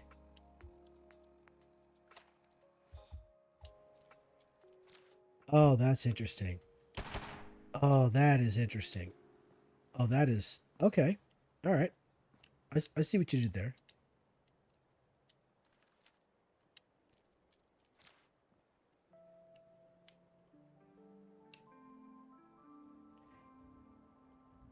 Okay. I didn't realize that that was a thing. That you could dual wield. Okay.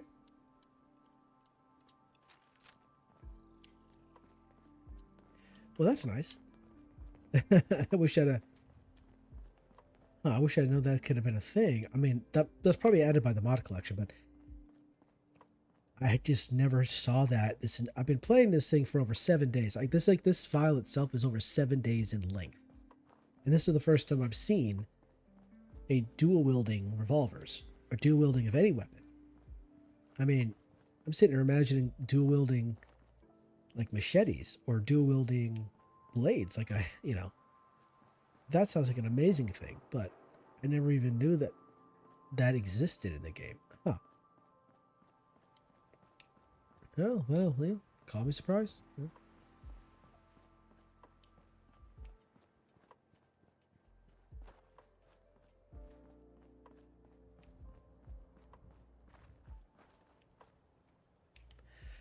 Okay, yeah, I think I feel like I'm essentially done here. I mean, this should take me to, there's nothing here, is there? Yeah, this is Ticonderoga, but I have to use the elevator to get up. The interesting, Ticonderoga becomes available when you help, Hightower. Is that his name? Hightower? Oh, damn, I forget his name. Bring a synth over here. And, once you go up the elevator, there's actually a fat man up there. But you can only really have access to it after you join the railroad. So it'd be kind of nice if you could get access to it without having to join the railroad. That'd be neat. But hey, I mean, it's a safe house, so it makes sense why you wouldn't be able to go in there. Let's see here. Sometimes there are super mutants down here. And that looks like we're clear.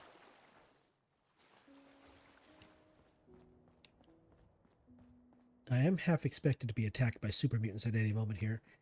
Graveyard. Nothing there now. What do you think? I don't know. Ooh.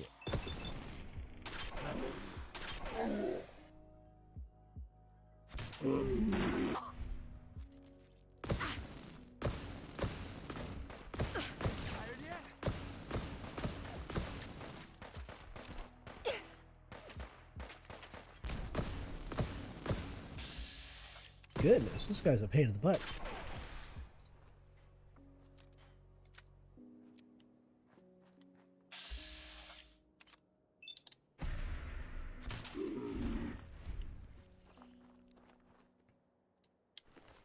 These guys are pains in the ass, to be honest.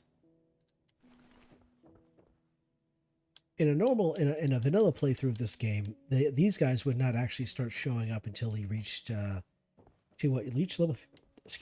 level 15, and you started the quest to help Ada track down the Mechanist, and then that's when the Rust Devils and the and other nasties would start making their appearance. But the mod collection here I guess kind of removes that restriction, and they just start appearing in the game as soon as you encounter them. So,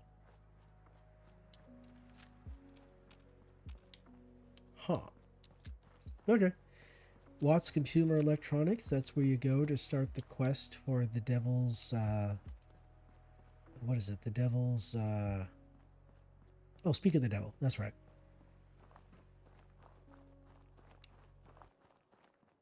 So you can get yourself the X02 power armor. Who's this? We got ourselves a friendly. Yep, we got a friendly over here. Let's have a look around, see if there's any glowing mushrooms. Sometimes they're on the side of the road. This site belongs to the Minutemen. Yes, it does. That is good. It looks like you guys can just handle things on your own, so I'm just going to move on.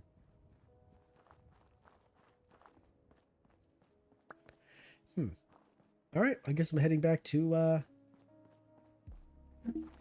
So I'm kind of at like a weird point right now. So I'm not too sure if I'm going to continue streaming this mod collection. If I were to continue playing it, it would probably be, I'd probably feel a little better if it was like an edited playthrough kind of deal. It was a bit edited. Hello? Okay. Oh, that startled me.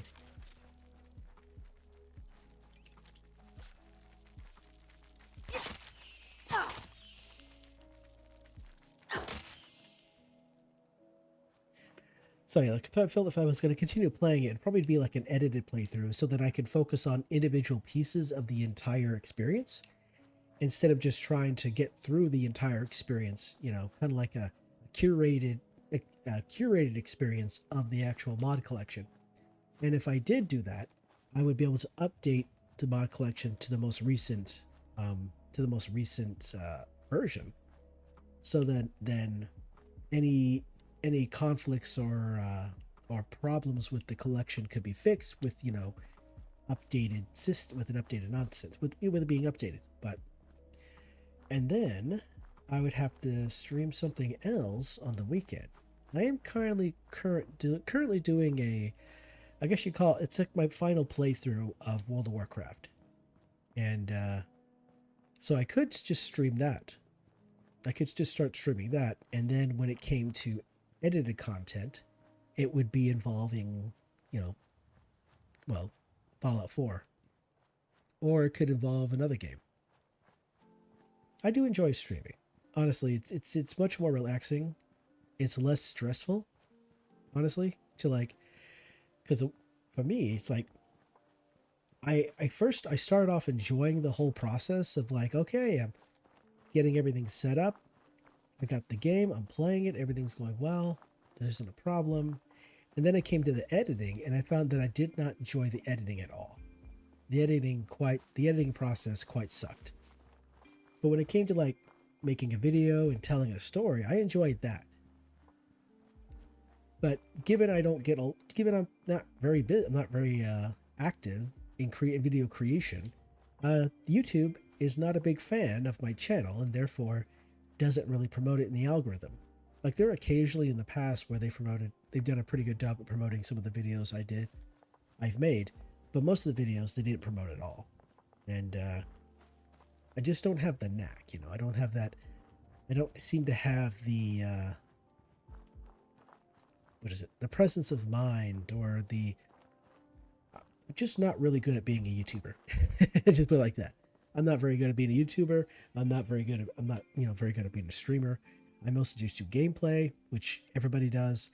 And when it comes to yapping, just straight yapping, so if I were to continue the whole YouTube thing, I would have to find something that I'd be somewhat decent at. And that's always kind of a challenge when you go from one form of content to the next.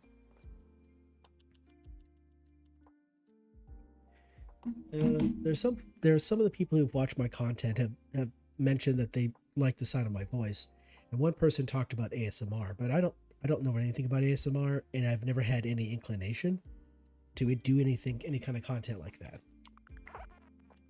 Nah, I don't care.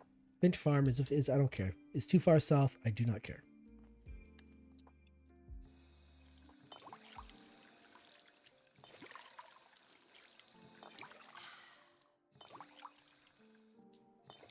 How many bottles did I pick up?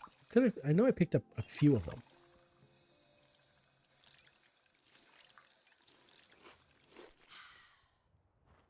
Okay. Let's see. Are these broken? Do I need to have them fixed?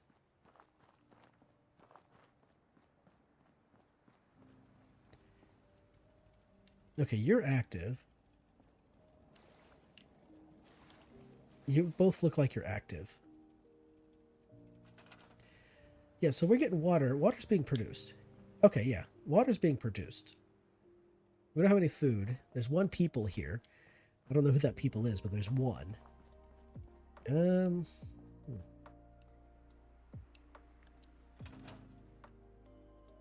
what did that just say? There are two beds. Oh, yeah, that's right. There's a bed up there. I forgot about the bed up there. Well, it's not really a bed. It's a mattress. They call it a bed, but it's actually, sorry, not a mattress. It's a sleeping bag.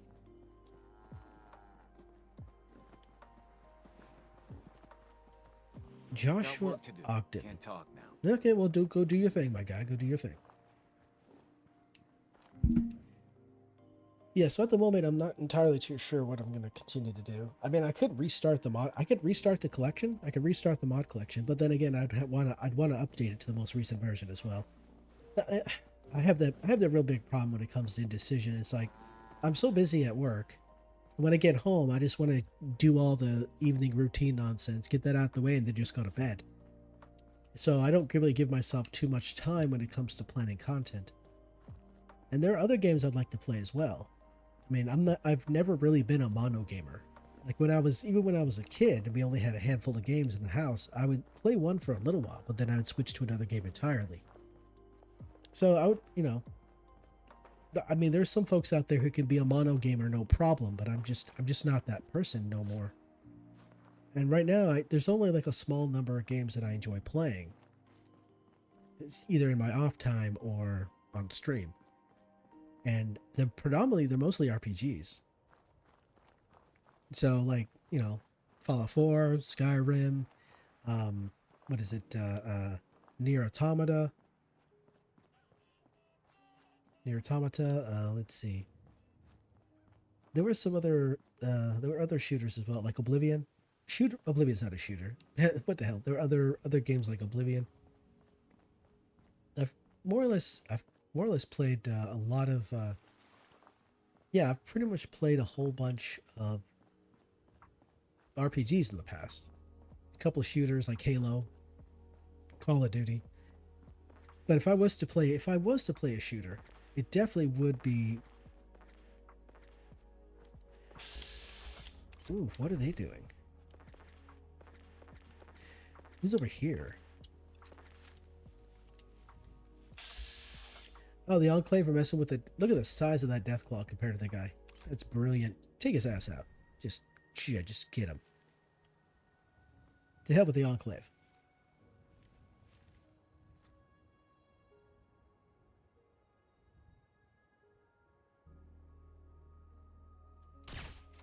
Gotcha. Yeah, so I kind of feel myself just playing other games. Oh, I played World of Warcraft for a very long time. I mean, outside of Fallout 4, WoW is pretty much like between Skyrim, Fallout 4, Fallout 3. So yeah, World of Warcraft, Fallout 4, Fallout 3, Skyrim. Those are the games I know the most about. There are other games I would like to play and learn about, put in the effort and everything like that, but with like I said, I think about things, but I never really did it. I never really dedicate myself. I'm very kind of all over the place at times. When I first started the channel, I started to do a playthrough of Stardew Valley back when it first came out. And then my parents passed away shortly after that, and I lost all motivation to continue. But I wasn't only just playing Stardew Valley. I was also doing a playthrough of what is that game? Final Fantasy X, because that was like one of the first Final Fantasy games that I had actually finished. I didn't complete it. I didn't collect all the stuff. I didn't collect all the legendary weapons and everything like that, but I did finish it. I finished it a couple times, and I really enjoyed my playthrough. I was doing a playthrough of that, and then it just ended. Then, of course, like I said, my parents passed away, and I lost all motivation. And I didn't come back to YouTube until I didn't come back to YouTube creating until 2001. I'm sorry, 2021, not 2001. What the heck? I'm a time traveler. No, 2021 until with the Fallout 4.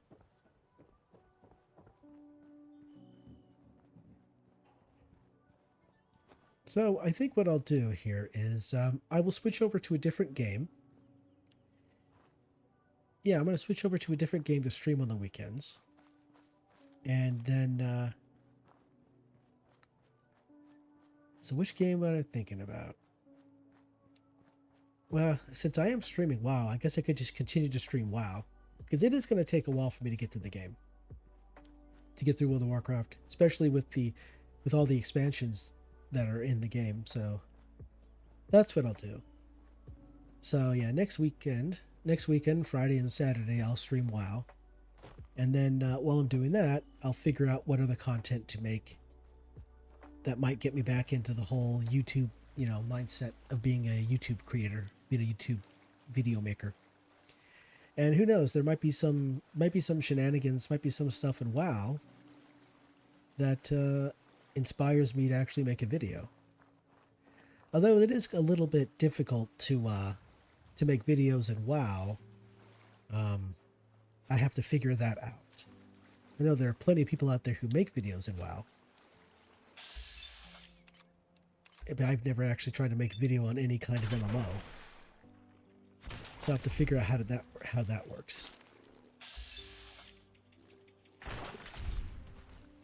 Because after all, in an MMO, once you do something, it's done. You can't reload a save, right? Because that's kind of the biggest thing that really drew me to like Fallout 4 and other single player games is that, hello? What are you? Oh, okay, you're just holding. Okay. That's the thing that drew me to like single player games is that if I learn something new in the game, if I goof up the recording or mess up the editing or something like that, I could just reload the save and redo the footage, and you know, it wouldn't be too much of an issue. But when it comes to MMOs, that's a little bit on the challenging side. It's a little difficult. It's like you have to record the entire process and then edit it and do voiceover. There's no do-overs or something like that. So the whole content creation process for me is kind of daunting. Other people have told me that I should be doing just chatting. But I'm currently just kind of yapping. I'm just kind of yapping into the void right now.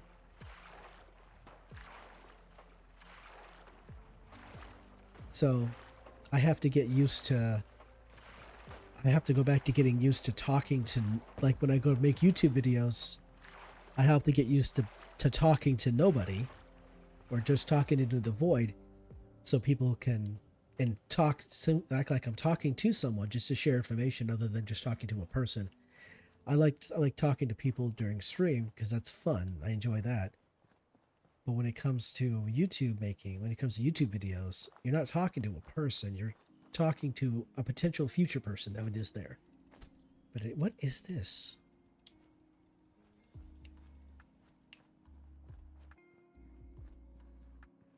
Is it connected somewhere? Like, what is it connected to? Huh, interesting.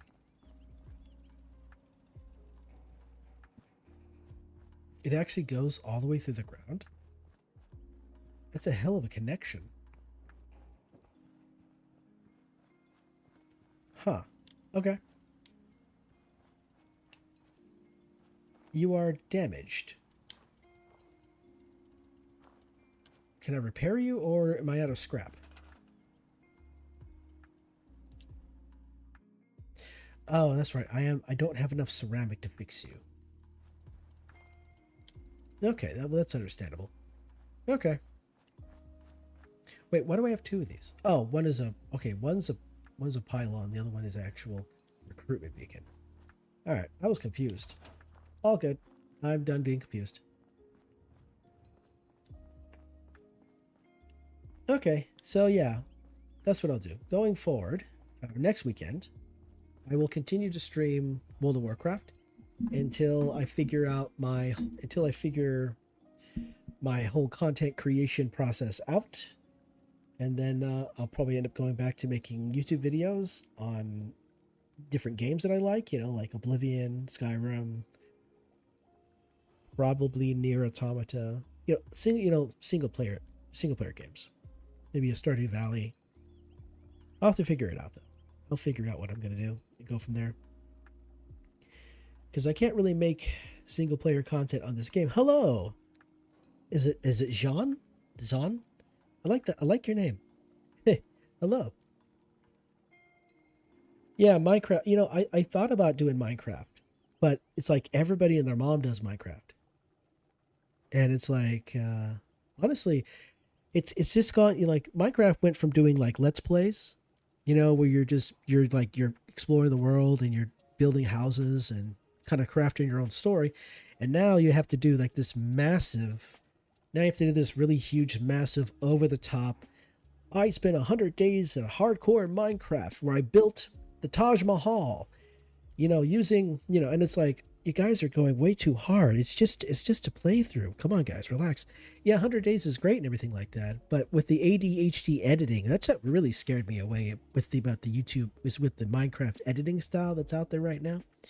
It really scares me away because there's so much editing and it's ADHD style, and I'm like, I can't do that. I just feel like I cannot do that, no matter how hard I try.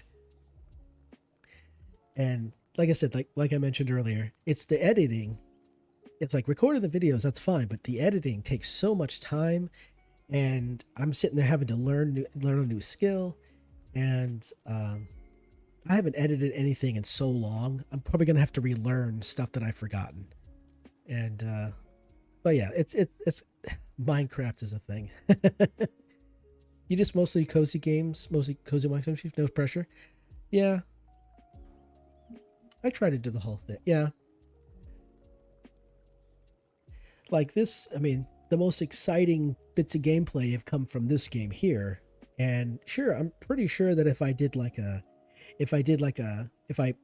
been talking here for the last hour, I'm just chill, just saying words, just a stream of consciousness kind of thing, I could probably do that no problem with like Stardew Valley or some other kind of cozy game, and probably Minecraft and everything. But that's, like I said, that's just streaming. And when it comes to the editing or putting together a playthrough, an edited playthrough, that's where the challenge comes in. And the first time I ever edited a video, I think it took me 3.5 hours, and I edited it together, and then when I went to render it, it took like another 40 minutes or something like that. What a clean house. Oh, actually, it's the where is it? Oh, it's gone now. Okay, let me see if I can show you.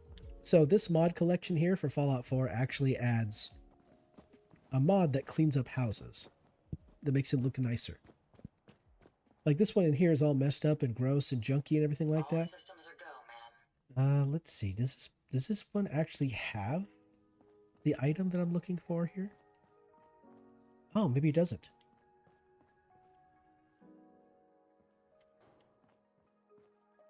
Heard this story once of a place full of crazy science experiments. Let's see. I think it was called the Big Empty. Made the institute look like. Where is it at? Oh, it's not that. It's not raining. Right. Okay, so yeah, there was are they gone? No, they can't be gone. They still gotta be here, right?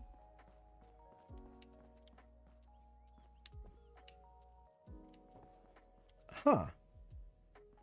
Wait, were there only two of them in the entire... Were there only two of them in the entire town? In Sanctuary? Okay, so... Huh. Alright, so there's a mod in this mod collection that places an object in the houses, and by having enough scrap, I think it's like metal, you need like 100 you need enough scrap metal, then it will clean it up. Could have swore. But yeah, it cleans up the house, makes it look nice. Huh. Oh, wait a second. Oh, here we are. I'm so dumb. Oh yeah, so check this out. I need to be in the actual settlement system. Okay, so this right here, it says, player house, right? You can scrap the leaves and everything like that, but here you can do this. You can actually just select repair player house for 100. Oh, wait, cancel. So let's look around, see how disheveled it is, how messed up it is, how busted, broken, and just ugly it is. Well, by repairing it, it fixes it all up, replaces the windows. It cleans up a good part of the area here. Look at this. It got rid of this little spot right here. Got rid of things, clean up little things, and you can actually scrap, leaf piles and make fertilizer.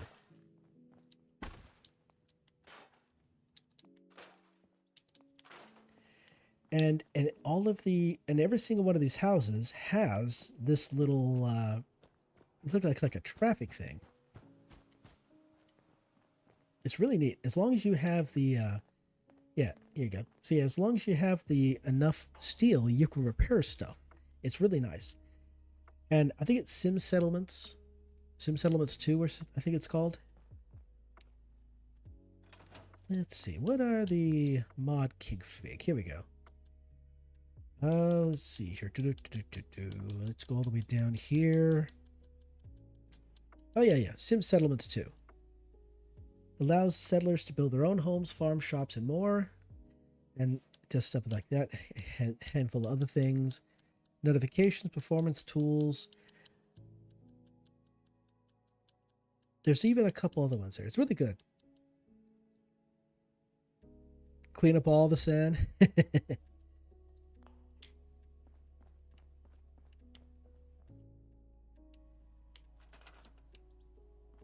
I thought I saw something. I guess I'm wrong. But yeah. There's one thing this collection does that I'm not really a fan of. It allows the generators. It allows generators and water purifiers to break down, and then you'll have to use scrap to actually repair them.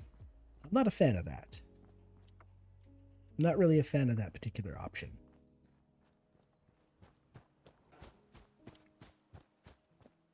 But it adds an additional realism. Like the center, like the little, I don't even call that, the little bar or whatever it was that was right here. It kind of get rid of that though. But yeah, you can just go through, clean up everything, look at this nicely and everything. But yeah, it prepares the house, replaces windows and everything like that. Makes it look pretty decent.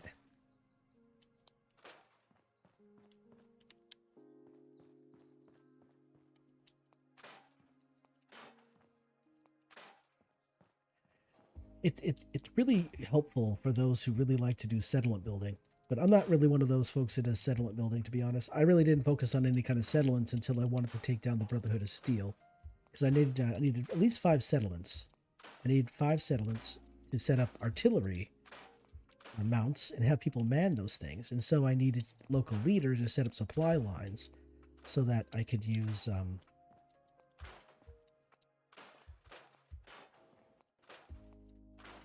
so I could use... so I could build this artillery. And of course, send people to different settlements to man the artillery guns too, so...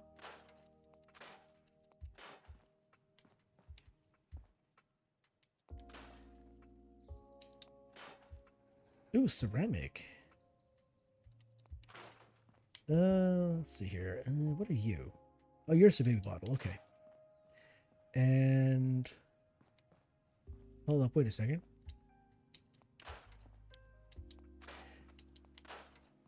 It's really neat. It affects quite a lot too.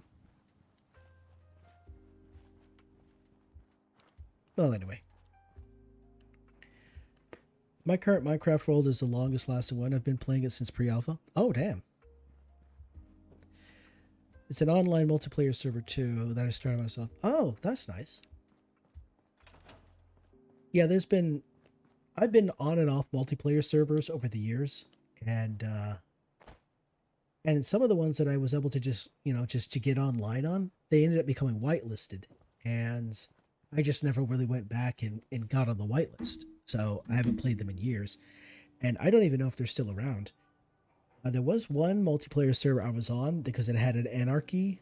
It had like an anarchy portion of the server, and I played that for quite a while. But the population shrank down to the point where I guess it just didn't make sense to keep it online anymore. So they got rid of the anarchy server, or they got rid of part of the anarchy world, which was kind of sad because I spent a good chunk of time going out into the end and getting a bunch of shulker boxes, and I think I had like 5 or 6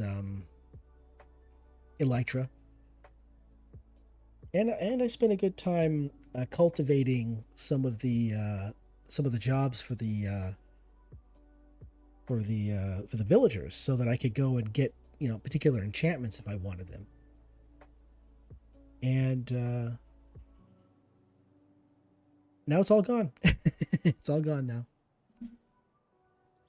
And honestly, ever since then, I really haven't been able to play Minecraft for very long. You know, like the people joke about the 2-week Minecraft cycle, where you play the game for 2 weeks and then you quit. I don't even make it past 3 days. So it just kind of, I mean, maybe I just feel a little bit traumatized from losing all that progress on that Anarchy server, that I just don't feel the desire to play the game like I used to. Because I mean, what's the point of building? What's the point of going thousands of blocks away from people and building just building a stash when you're not hiding it from anybody? When there's nobody to hide it from because you're on a single player world. So, and that's the thing. That's kind of another thing I've noticed too, is over the years I'd have more time. I would spend a lot of time playing certain games, but over time I spend less and less time playing individual games, and I find myself going back and forth between a lot of different games, and I really only continue to play certain games because of like Fallout 4, for example. I've been playing this thing for years. And, but if I wasn't making, honestly, I think if I was not making any kind of like content from the game, whether it be like videos or streaming, I probably wouldn't be playing the game right now. Like, I'm not even like, I'll occasionally dip in and play Skyrim, but since I'm not making any content on the game, I don't stick with it for very long. I may come back to it every few weeks and play, but that's about it. And WoW, like, well, World of Warcraft, for example, like I played that for years, but all of the people that I played with on that game, they're gone. Like, they left, they stopped playing the game. And the guild I was in was so big, we had 3 different raid teams going at the same time. And then as Pandaria came out and people started to leave, the raid team just shrank down to 1. And then it was just a 10-man raid. And after that, people left to go do other things. You know, life happened, life got in the way. And now there's like, of like the 20-something people that I used to play with on WoW, there's only 3 remaining. And I don't really see them playing the game very often. Like, they just kind of pop in every occasionally. And the guild leader, she kind of gave up her position as guild leader and gave it to somebody else who wanted it. And now she just occasionally pops in to plays the game whenever she's got time.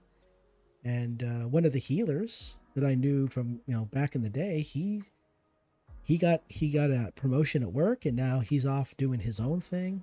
I've never seen him on the game anymore.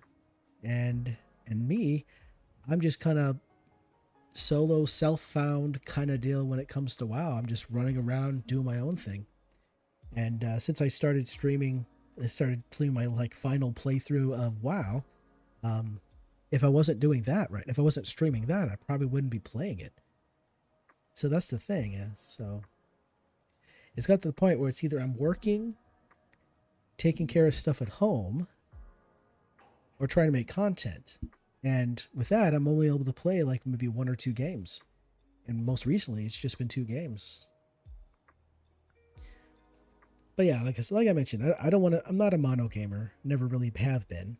I usually have a small number of games I would play, but when it comes to this whole content creation thing, I can spend a little bit more time playing the games that I enjoy. And yeah, and some of the video content, like some of the Fallout 4 videos I have, they've been around since before the next gen update dropped. So there's content I could make on that, but I just haven't done it because I've been playing the collection. And it's kind of silly to make to do YouTube videos on a mod collection, because I learned that mod collections change over time. Some mods get added, some get removed, and so eventually the video would be out of date. I'd have to remake it, and I don't think that would be. I don't want to be like the air crash investigation people. I don't know if you've seen these channels or not, but there's like air crash investigation. There's Mayday. There are these YouTube channels out there that take old content from that are on TV, like the Maydays, the air crash investigation is destroyed in seconds, seconds to disaster, that kinds of thing. And what they do is they take that old content, they edit it a little bit, and then they upload it to the channels, to their channels. Then after a few years, what they'll do is they'll go back to the older videos and remove them, and then re-upload them as new videos. And that's what they're doing, and that's how they're doing it. And one of these channels is uploading the air crash investigation shows, and that's what they're doing. Like, I've seen, and they upload it. Your PC blue screened? Oh, that sucks. Oh no, that's brutal. Yeah, I was mentioning that, like, have old content from years ago. I have content that I made years ago on Fallout 4. And freaking, the weather's kicking in. And that there are other YouTube channels out there that are taking old content from years ago, taking it, like, I don't know if they're deleting them or removing them or something like that. It's making them private, deleting them probably. And then after a while, they upload that content again with a new thumbnail and maybe like a new title and pretend like it's new content. And because the old video is gone, YouTube doesn't look at that going, hey, that's just, what is it? That's just, what is that called? YouTube gets mad at you if you try to upload the same video multiple times. So what they'll do is they'll take down the old video, and then they'll slap a new thumbnail, a new text, a new title, maybe a little bit of different editing, and then they'll upload it again to YouTube and claim it's a new video when it's actually an old video that they took down and just re-uploaded. And they've been doing that for a long time, and they still and the algorithm apparently likes it because these channels still get a bunch of views, still get lots of views because of this. But I don't want to be that kind of guy. I don't want to take down old videos and re-upload the same content. I know there's like I'd rather have the content I upload be a genuine change or a genuine update to the game. And there are some channels out there that do like the whole gaming news thing, and they'll just beat the hell out of you, the same information over and over again. And it's like, and they'll spend so much time just filling a whole lot of filler. They'll give you like a couple of bits and pieces of like legit news, and then the rest of the video is just them filler content in there. I'm not a fan of that. Like, if I'm making content about the game, I kind of want to get to the point. People don't come to YouTube to watch a video essay. Well, some people like to watch video essays, but they're looking something up about a game. They want the information that they're looking for, and they don't want to spend 15 minutes watching a video just to get the information they're looking for. They like to have the information right up front. I know YouTube wants that. YouTube wants to have long-form content, making, so they can put more ads in it and make more money, and the algorithm will definitely promote that. But I'm not a fan of that. I'm not a fan of a lot of things that YouTube has done over the years, and the way they handle way that people handle gaming content just so they can make money bothers me personally. But yeah, I would argue there are some older videos that I could probably remake to look better with better editing and better sound and stuff like that. I watched the old Fallout 3 mods video, and I never see the new uploaders talk about the old better mods, but talk about the same thing as everyone else talks about. Yeah, they do have this tendency. It's almost like everybody is going to the Wikipedia page and just reading what's on the Wikipedia page. That's kind of what it feels like. It's like everybody talks about the same kind of topics and content in the same order, but they do it their way. And yeah, like I said, it's almost like they're going to like the wiki page of the game and just talking about it. There's bits and pieces of information that they present that looks like it comes directly from those wiki pages, and it's not information they're presenting because they've had experience in that particular part of the game or experienced that particular kind of content. That's whenever I show, like in my past videos, if you see them, if you watch them, you'll see that I'm showing you exactly where you need to go.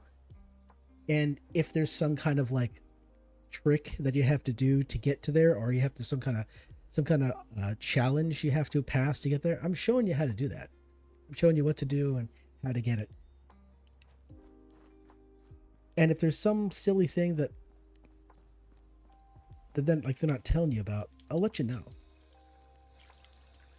It just kind of feels like they're not. It's like they tell you about the thing. They tell you about whatever it is the topic is about, like a magazine. Like, hey, we have the Wasteland Survival Guide, and they'll sit there and they'll tell you about what each magazine is and like what the perk is you get from the magazine and this and that and the other.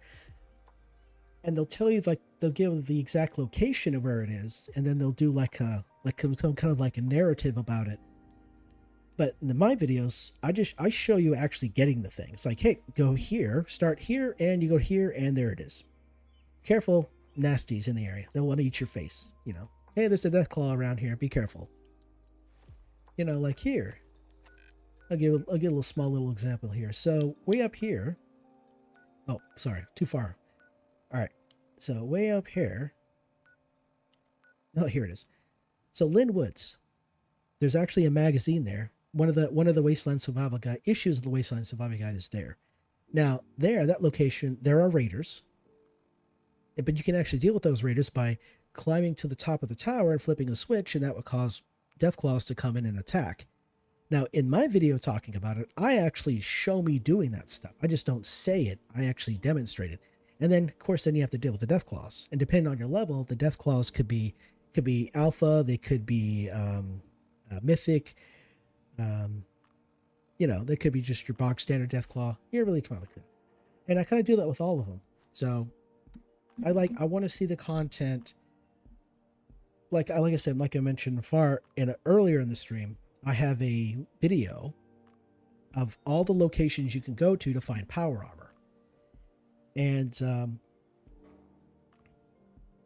I actually show the locations and what the power armor looks like. And my character, when I made the video, was like level 200 something. So I'm at so all the power armor should be maxed out. So as you go there, I say, hey, depending on your level, the power armor that you get might be different, but it maxes out at T45, it maxes out at T51, it maxes out at T60, it maxes out at X01, you know, that kind of thing. And I'll show every single location. The only bits of power armor I didn't show is because some of them are kind of locked behind quests, and it takes a while to get those pieces. But they're not even full sets of power armor; they're just pieces of power armor. But if it's a full set of power armor, I'm going to show you how to get it. Like for example, up at Fort Hagen, at the Fort Hagen satellite array, there's a terminal. So in the Fort Hagen, what is it? It's a stockpile, I think it's called. Is it the stockpile? Shit. No. Further south. Oh, here we are. It's Fort Hagen Satellite Array. Well, inside Fort Hagen Satellite Array, there is a full set of X01 power armor. Now, you can get access to this power armor if you're on the quest Headhunter. Oh, hello. Oh, Raid. Oh, hello. Welcome. Welcome, Raiders. Hey, I'm Patronus. I'm Patronus, the Ancient Dragon. I play the Fallout 4.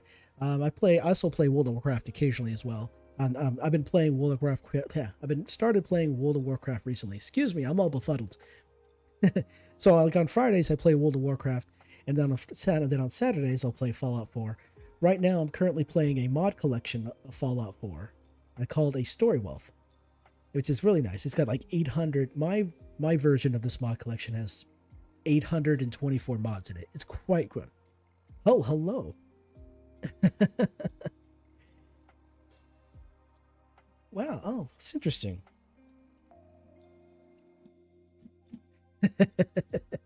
Welcome.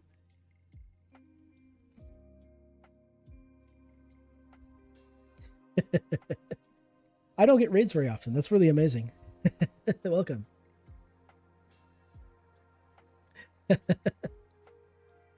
So yeah, I stream Fridays and Saturdays.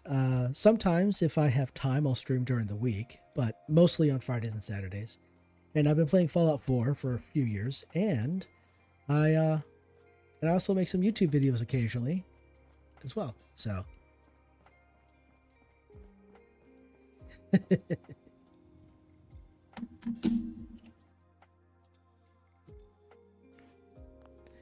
oh goodness. Okay, well, I was yapping about, thank you.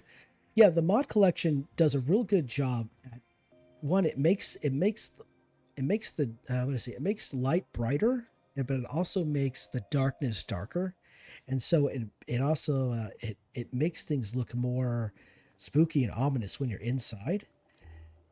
But when you turn the light on, it really brightens it up really great.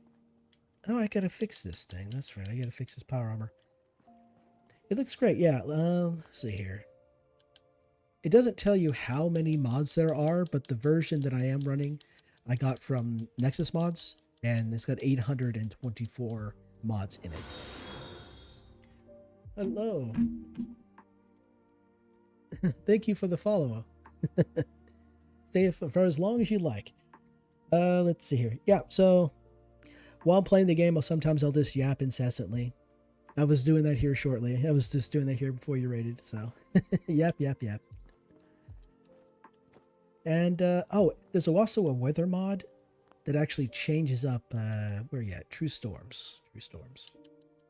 Yeah, this weather mod here really switches things up, and you can change the weather in both the Commonwealth, Far Harbor. You get the weather control. You can select how you want to do it. There's even there's a the UI is changed up really nice as well. It puts everything into little appropriateness. We love to see yappers. Yeah. Let's see. Oh wait a second. Oh no, it's not in a holotape. It's in settings. That's right. Yeah, here we go. True Storm configurations. There's even. Where is it at here? Oh, here we are. In True Storms, there's even the capability of changing up how often ghoul. Like, there's a chance. You can create the chance of a ghoul horde spawning during radiation storms, and you can affect the frequency, the number of ghouls, and whether or not the ghoul hordes appear in settlements or just out in the world. It's been a while since I've actually experienced a ghoul horde. But you can do that. You could use this to kind of create like a game mode where you're creating like a what do you call that? Like a tower defense kind of situation. Yeah, absolutely. It's what is the name of the UI? I want to get the name right. Fall UI. It changes a whole bunch of things. There is something though. It even adds there's a silly thing that occurs. It adds, okay, yeah, so the mod collection adds an FOV slider, which is nice, but there's a silly thing that happens with some of the vanilla vanilla guns. Like, you know, when you aim in a tutorial, like when you aim your gun for the first time looking down sights or something like that, there's a little box that pops up in the corner of your screen. Well, for some reason, that little tutorial box never goes away when I'm looking through the scope of a weapon, when I'm aiming, of any of the vanilla weapons. But when I'm using non-vanilla weapons, such as oh come on now, look at this beauty right here, that doesn't happen. I don't get that message. Oh, and also, here's a neat thing. Let me turn on the settlement system here. I can actually repair the bridge. There's a mod that adds these little signs here, these little road marker things here, that allows you to fix things. Like here's like the Old North Bridge right here is busted up and broken. It's like you're gonna fall off the second you walk through it, or break your ankle or something. You could repair it. And now the bridge is beautiful. The bridge is now beautiful.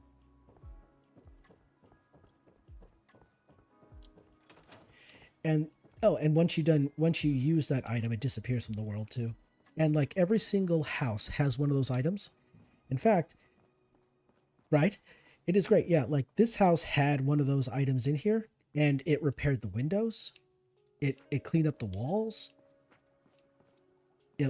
This is kind of weird. It does this weird thing right here. This is kind of silly. Oh, look at that. Yeah, and it affects how the glare on the walls is. It's pretty cool. It makes things look so much nicer. Of course, you still have to like clean up the debris, you know, with using the settlement system, right? But some of the mods allow you to clean up the leaves and turn them into fertilizer that you can use to grow, to, you know, plant crops and stuff. So it's really great. So it's brilliant. Although there is one thing I'm not a big fan of when it comes to the settlement, some of the mods that affect the settlement system, is that it creates it allows these items here allows like generators, water purifiers, things like that to break. Allows these things to break, and so then you have to use resources to repair it. So it kind of forces you to go around the world to gather resources to repair the item. Boom, there we go. And when you see the smoke coming out of it, well, not like normally, but like it was, it fixes things. But I'm honestly not a fan of this. I kind of like to set things up. I'm kind of a set it and forget it kind of person. I don't want to have to run back and check to make sure everything is working properly. It kind of ruins ruins how I play the game. But yeah, it's good stuff. It's very brilliant. So this mod collection is good. Now this is a really old version, like I mentioned before. It's an older version of the mod collection because the guy who curates the mods that go into the collection, he changes the mods out occasionally. You know, he'll either add a mod or remove a mod, something like that, and that creates a new version. And so the most updated version of this mod collection is going to be different than what I have, and it's going to have different mods, and depending on some mods, if you remove them or shut them off or disable them or whatever, you could actually end up breaking a save. You could break your save and then you'd have to start over again. It's quite silly, but it's very good. It makes things so much nicer. Like this place is all tidy now because of the same mod. Oh look, it's the Vault Tech representative. I got him of my settlement.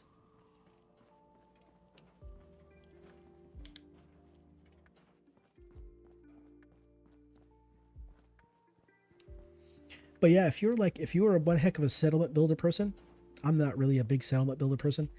You could spend quite a bit of time with these settlement mods and just really do a really good job. I've seen some amazing builds. I've seen some people take Hangman's Alley and turn it into something magnificent, and it's like that's a lot of energy. That's a lot of energy to put in, and that's okay. You guys do that. I'm just gonna run around and shoot bad guys. So good stuff. Oh man. So at this point in the game, I've already let's see here. I've already taken out the Institute. I've cleared all the DLC. I've taken out the Institute, and let's see here. I've discovered 464 locations. I've had 223 days have passed. I have collected, let's see, 11 hours of waiting. I've looted over 4,700 junk. I found 244 magazines. Yeah, this mod collection adds new magazines to the game that are not vanilla, but they do add perks. They add quite a bit of perks. Quite a few perks they add. Oh yeah, I'm level 126 and I'm currently at 1,330 health.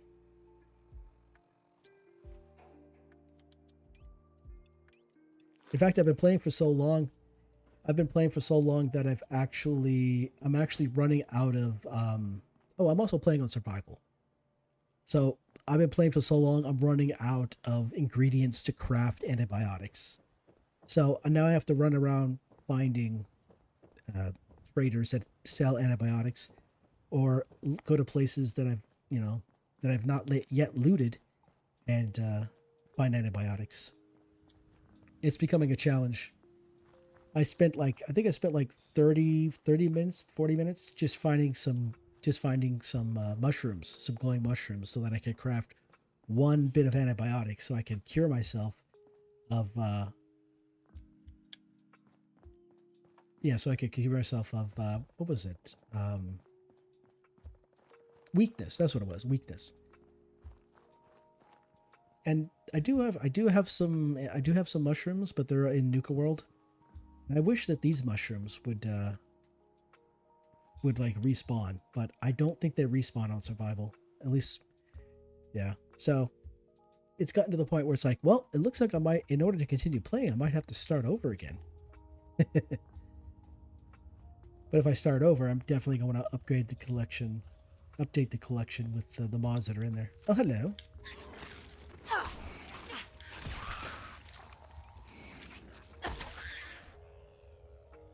Okay. These guys respawned. It took a long time, but they responded. Yeah. Okay. So the mushrooms have not yet regrown. Yeah. These were the Mulrat's Den was one of the first places where I actually collected glowing fungus, and most of it is not respawned at all. So, yeah. Oh, it's a glowing rat.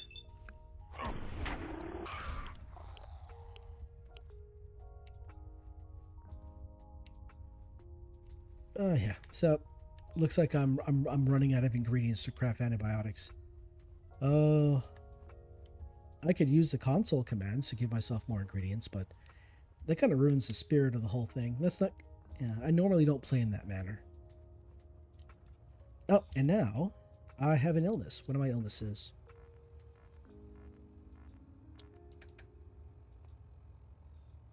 Weakness. Of course, I got weakness. All right, well, it looks like I'm going to have to go back to Nuka World to get some more mushrooms. Excuse me. Oh, I'm out of water. No. Sad face. Okay, let's see. Where else can I go to get mushrooms that isn't Nuka World? I've been quite a lot of places here.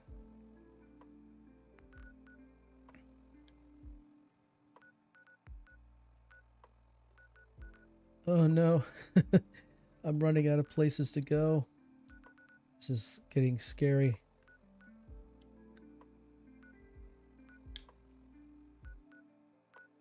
And honestly, there's some of the mods here add quests to the game, but some of those quests I can't really show on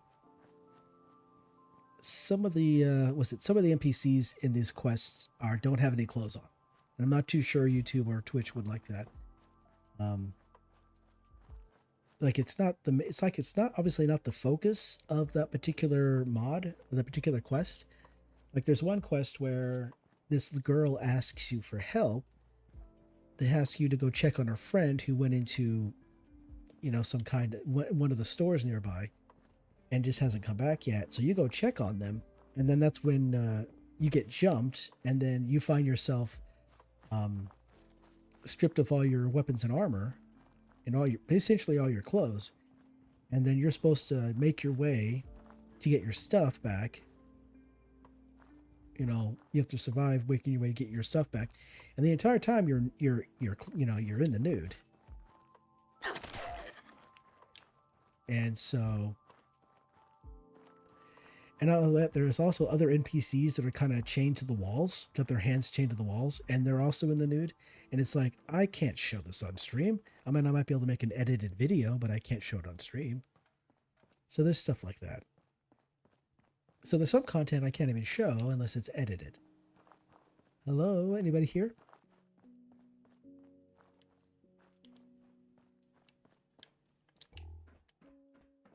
No, I guess not. Yeah, I'm just kind of running around trying to find mushrooms so I can have antibiotics. Because right now, I ain't got nothing.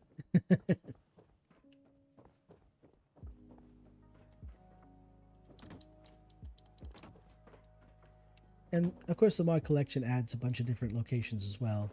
And a lot of these locations, they look nice, but there's like big chunks of them you can't interact with. So it's kind of like, it's nice looking, but I can't really interact with it. Like there's a couple settlements around here that have a lot of food, but it's just for the look of it. And you can't actually interact with any of it. Oh, hello. What's going on this way?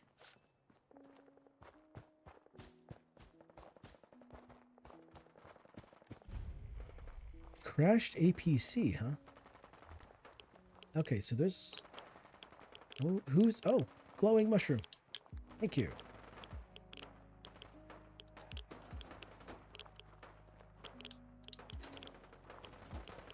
Well, where is everybody?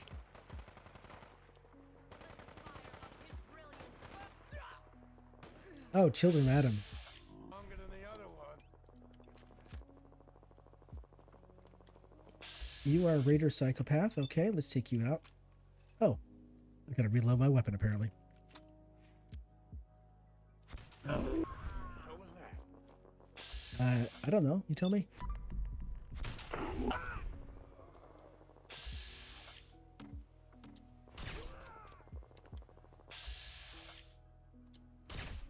Oh, okay, that didn't work that time.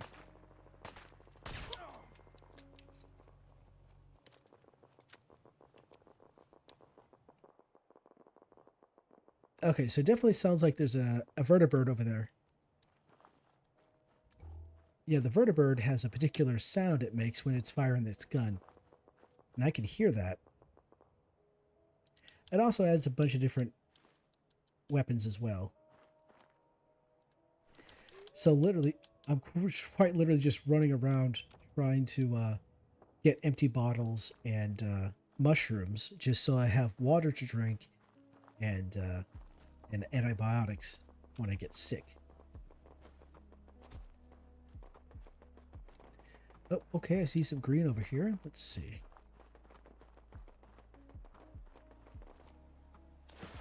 So if you're going to play this on survival, you can never have enough glowing mushrooms or empty bottles. Yeah, you could build a water purifier and, you know, I hear wolves howling. I hear wolves howling. Why are there wolves howling in the game?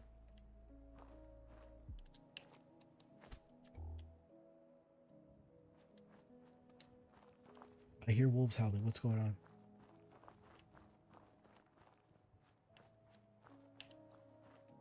Oh, hello.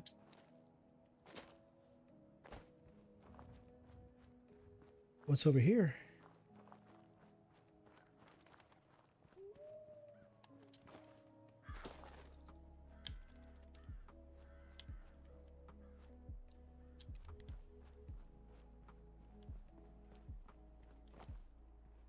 Oh, is it the dog? Oh.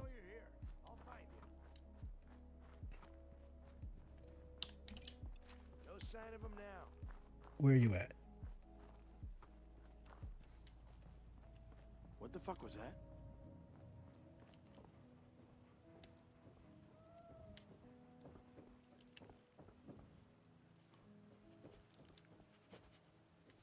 No, Gabriel's here, but... Gotcha! What? Or not. Wait, what the heck? Where's the raider at? I hear him, but I don't see him. Where'd he go?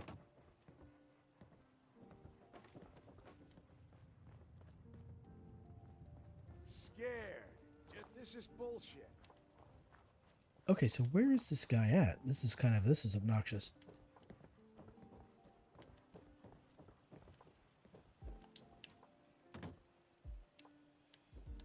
I hear you, but I don't see you. Just noise. Just noise. Okay, you must be... Oh, you're right there. Oh, hell no!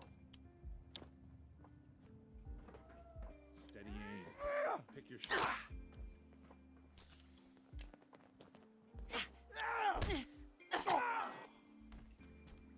Lols. Okay. That was interesting. I didn't realize... I wonder how he got up there. Okay. Download a mod that allows the city to Oh, like a pre-war? Nice. Very nice.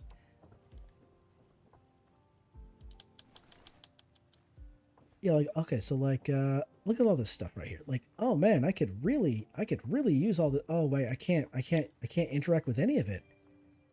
Like this man is the king of scavenging. He has all the stuff, but I can't interact with any of it. And some of it I can, like, you know, the metal bucket, the glass pitcher, but everything else here, I can't really interact with it. I mean, I'd love to have some of this stuff. I mean, at least the look at this. I can't interact with these here. I can't interact with this stuff down here. Gabriel's got a bunker. I mean, he does have a bunch of like workstations I can interact with. That's great.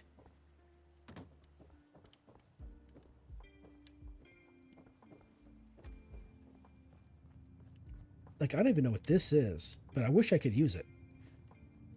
And obviously this is a grave, you know. Like, this is well made. This is from a mod, you know. We got ourselves the chem station over here. I wonder if I can craft myself some antibiotics now. Yes, I can.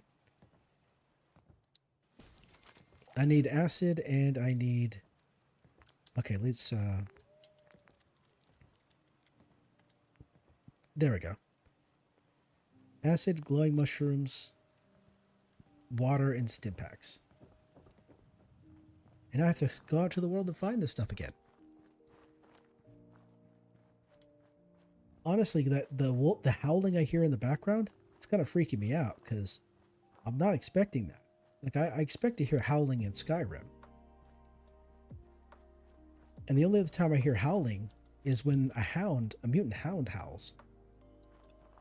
Which is a bit on the scary side because, you know, they're alerting, the hound is alerting others where you are so they can come and attack you.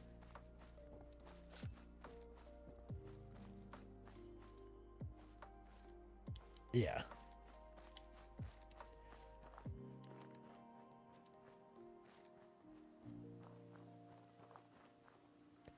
I've already looted this. Oh no. I got my hopes up.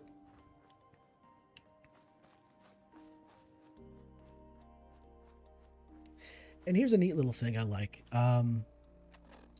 If you go to your settings menu here and you go to your display and you come all the way down here to the different colors, you can actually affect the color of the Pip-Boy.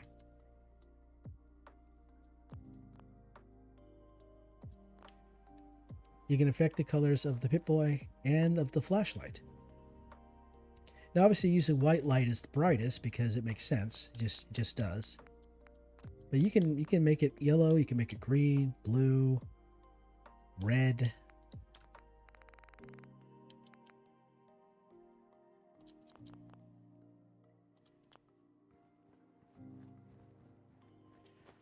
Oh my goodness. Okay.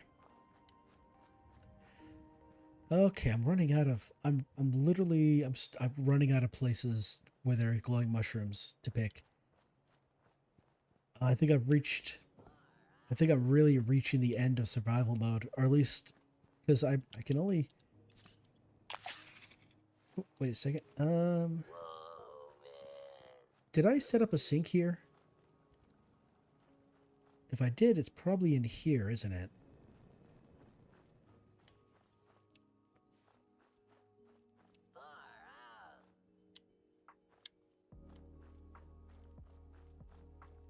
Huh.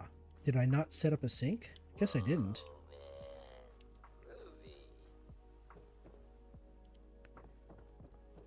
Can I even build a sink? I should be able to build a sink. Wait a second here. Did I not activate this? Oh, I did. Okay. Oh, finally I did. Okay. Wow, okay. Groovy. Oops. Alright, so here's the thing. Here's the thing I discovered while playing survival mode.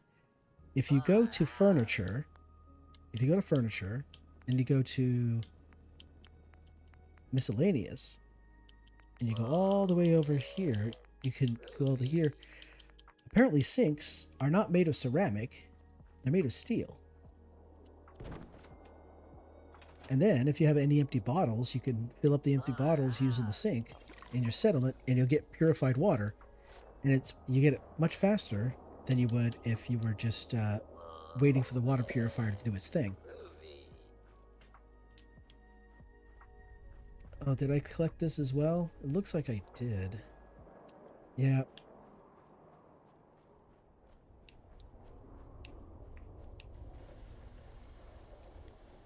Did I collect the bottles that were over here? I think I did.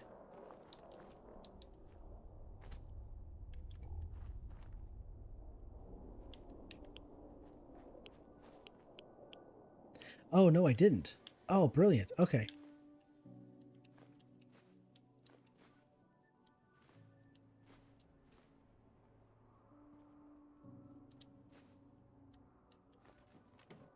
Sweet. Someone there? Oh, and of course, attacks.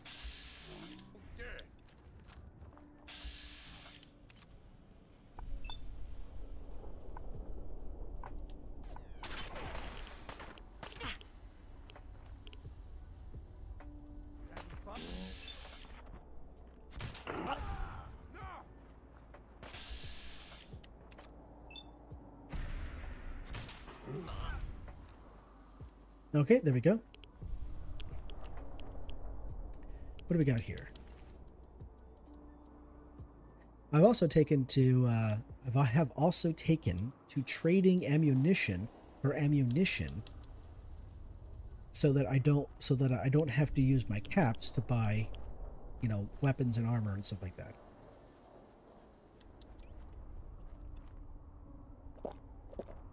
It's like a little hack, you know, a little trade hack, a little survival tip there. You could always check. It says ammo has weight. The more the ammo weighs, the more damage the ammunition does. Some ammo comes in really large quantities, and so those can be used for a good amount of trading.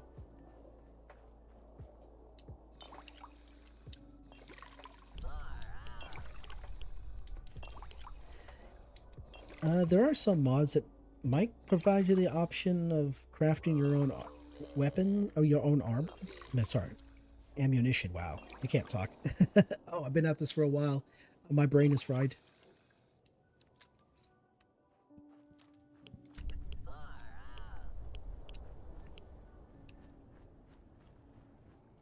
Well, yeah, because there's a radiation storm, there was a % chance that a ghoul horde might spawn. And when a ghoul horde does spawn, you'll hear like a ghoul screaming off in the distance, and it'll be like an echo, and it's quite freaky, quite scary, to be honest. Let's see, where's the... So this house over here, that is this one over here that has the bed in it, isn't it? Yep, this one has the bed in it.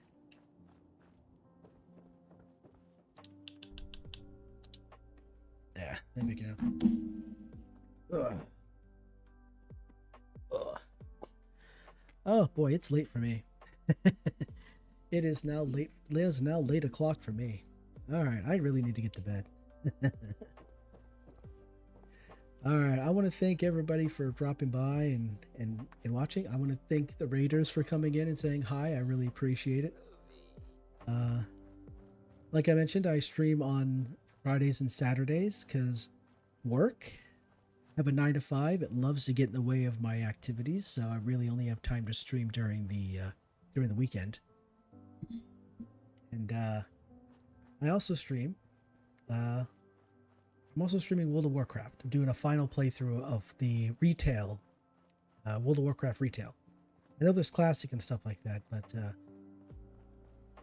I'm here to say goodbye. I pretty much want to say goodbye to retail. Dang, you guys need to calm down.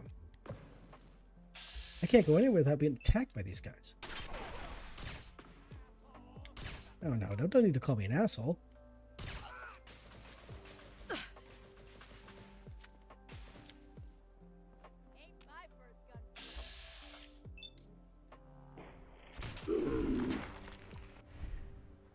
Wait a second. Holy crap. Well, the mod collection added this here. Everything is lost. common training card. Holy crap. My God, if I had hands, I'd strangle. I'm sure you would, but...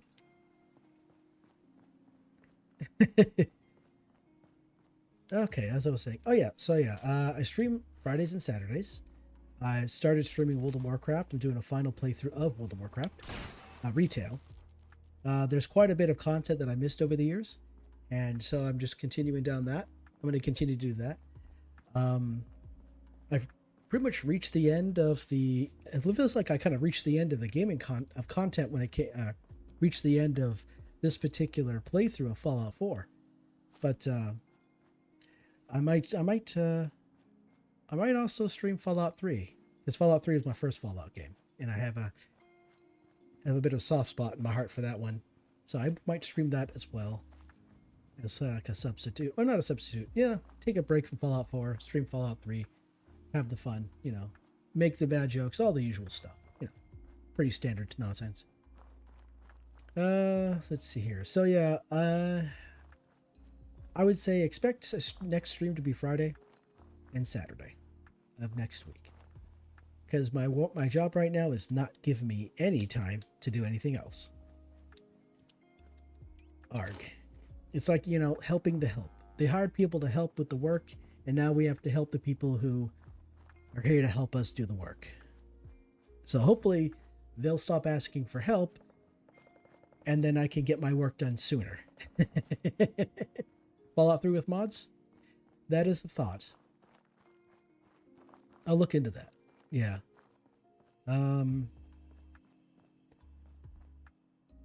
Interesting. Like, I wonder what kind of mods would go well. I would have to think about it to see what kind of mods would go well with Fallout 3. I know that there's what is it? A Tale of Two Wastelands? That's a mod. That's like a big mod. I'll have to see how that works. I'll have to figure out how that works. That's one that I've heard about a long time ago, but I've never actually taken the opportunity to look into. So I think it's called The Tale of Two Wastelands. It's like Fallout 3, Fallout New Vegas. And I know that people are talking about the potential of Bethesda doing a remake of Fallout 3 in the same way they did with Oblivion, where they take the old engine and they wrap it in like Unreal Engine 5 and put it out there. So if they do that, that'll definitely be one thing I want to play. And I would like to play Oblivion, like Oblivion, like the new Oblivion. That'd be kind of nice. I'd like to stream that, or at least make some video content on it. It just, if this damn job of mine will let me, you know, give me the time to do it.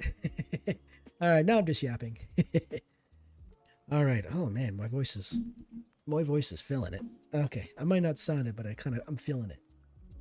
All right. So, with that all being said, what I would like to say is, as I was saying, thank you all for watching. Thank you all for the raid. I love your faces, and I will see you next stream. Y'all have a good night.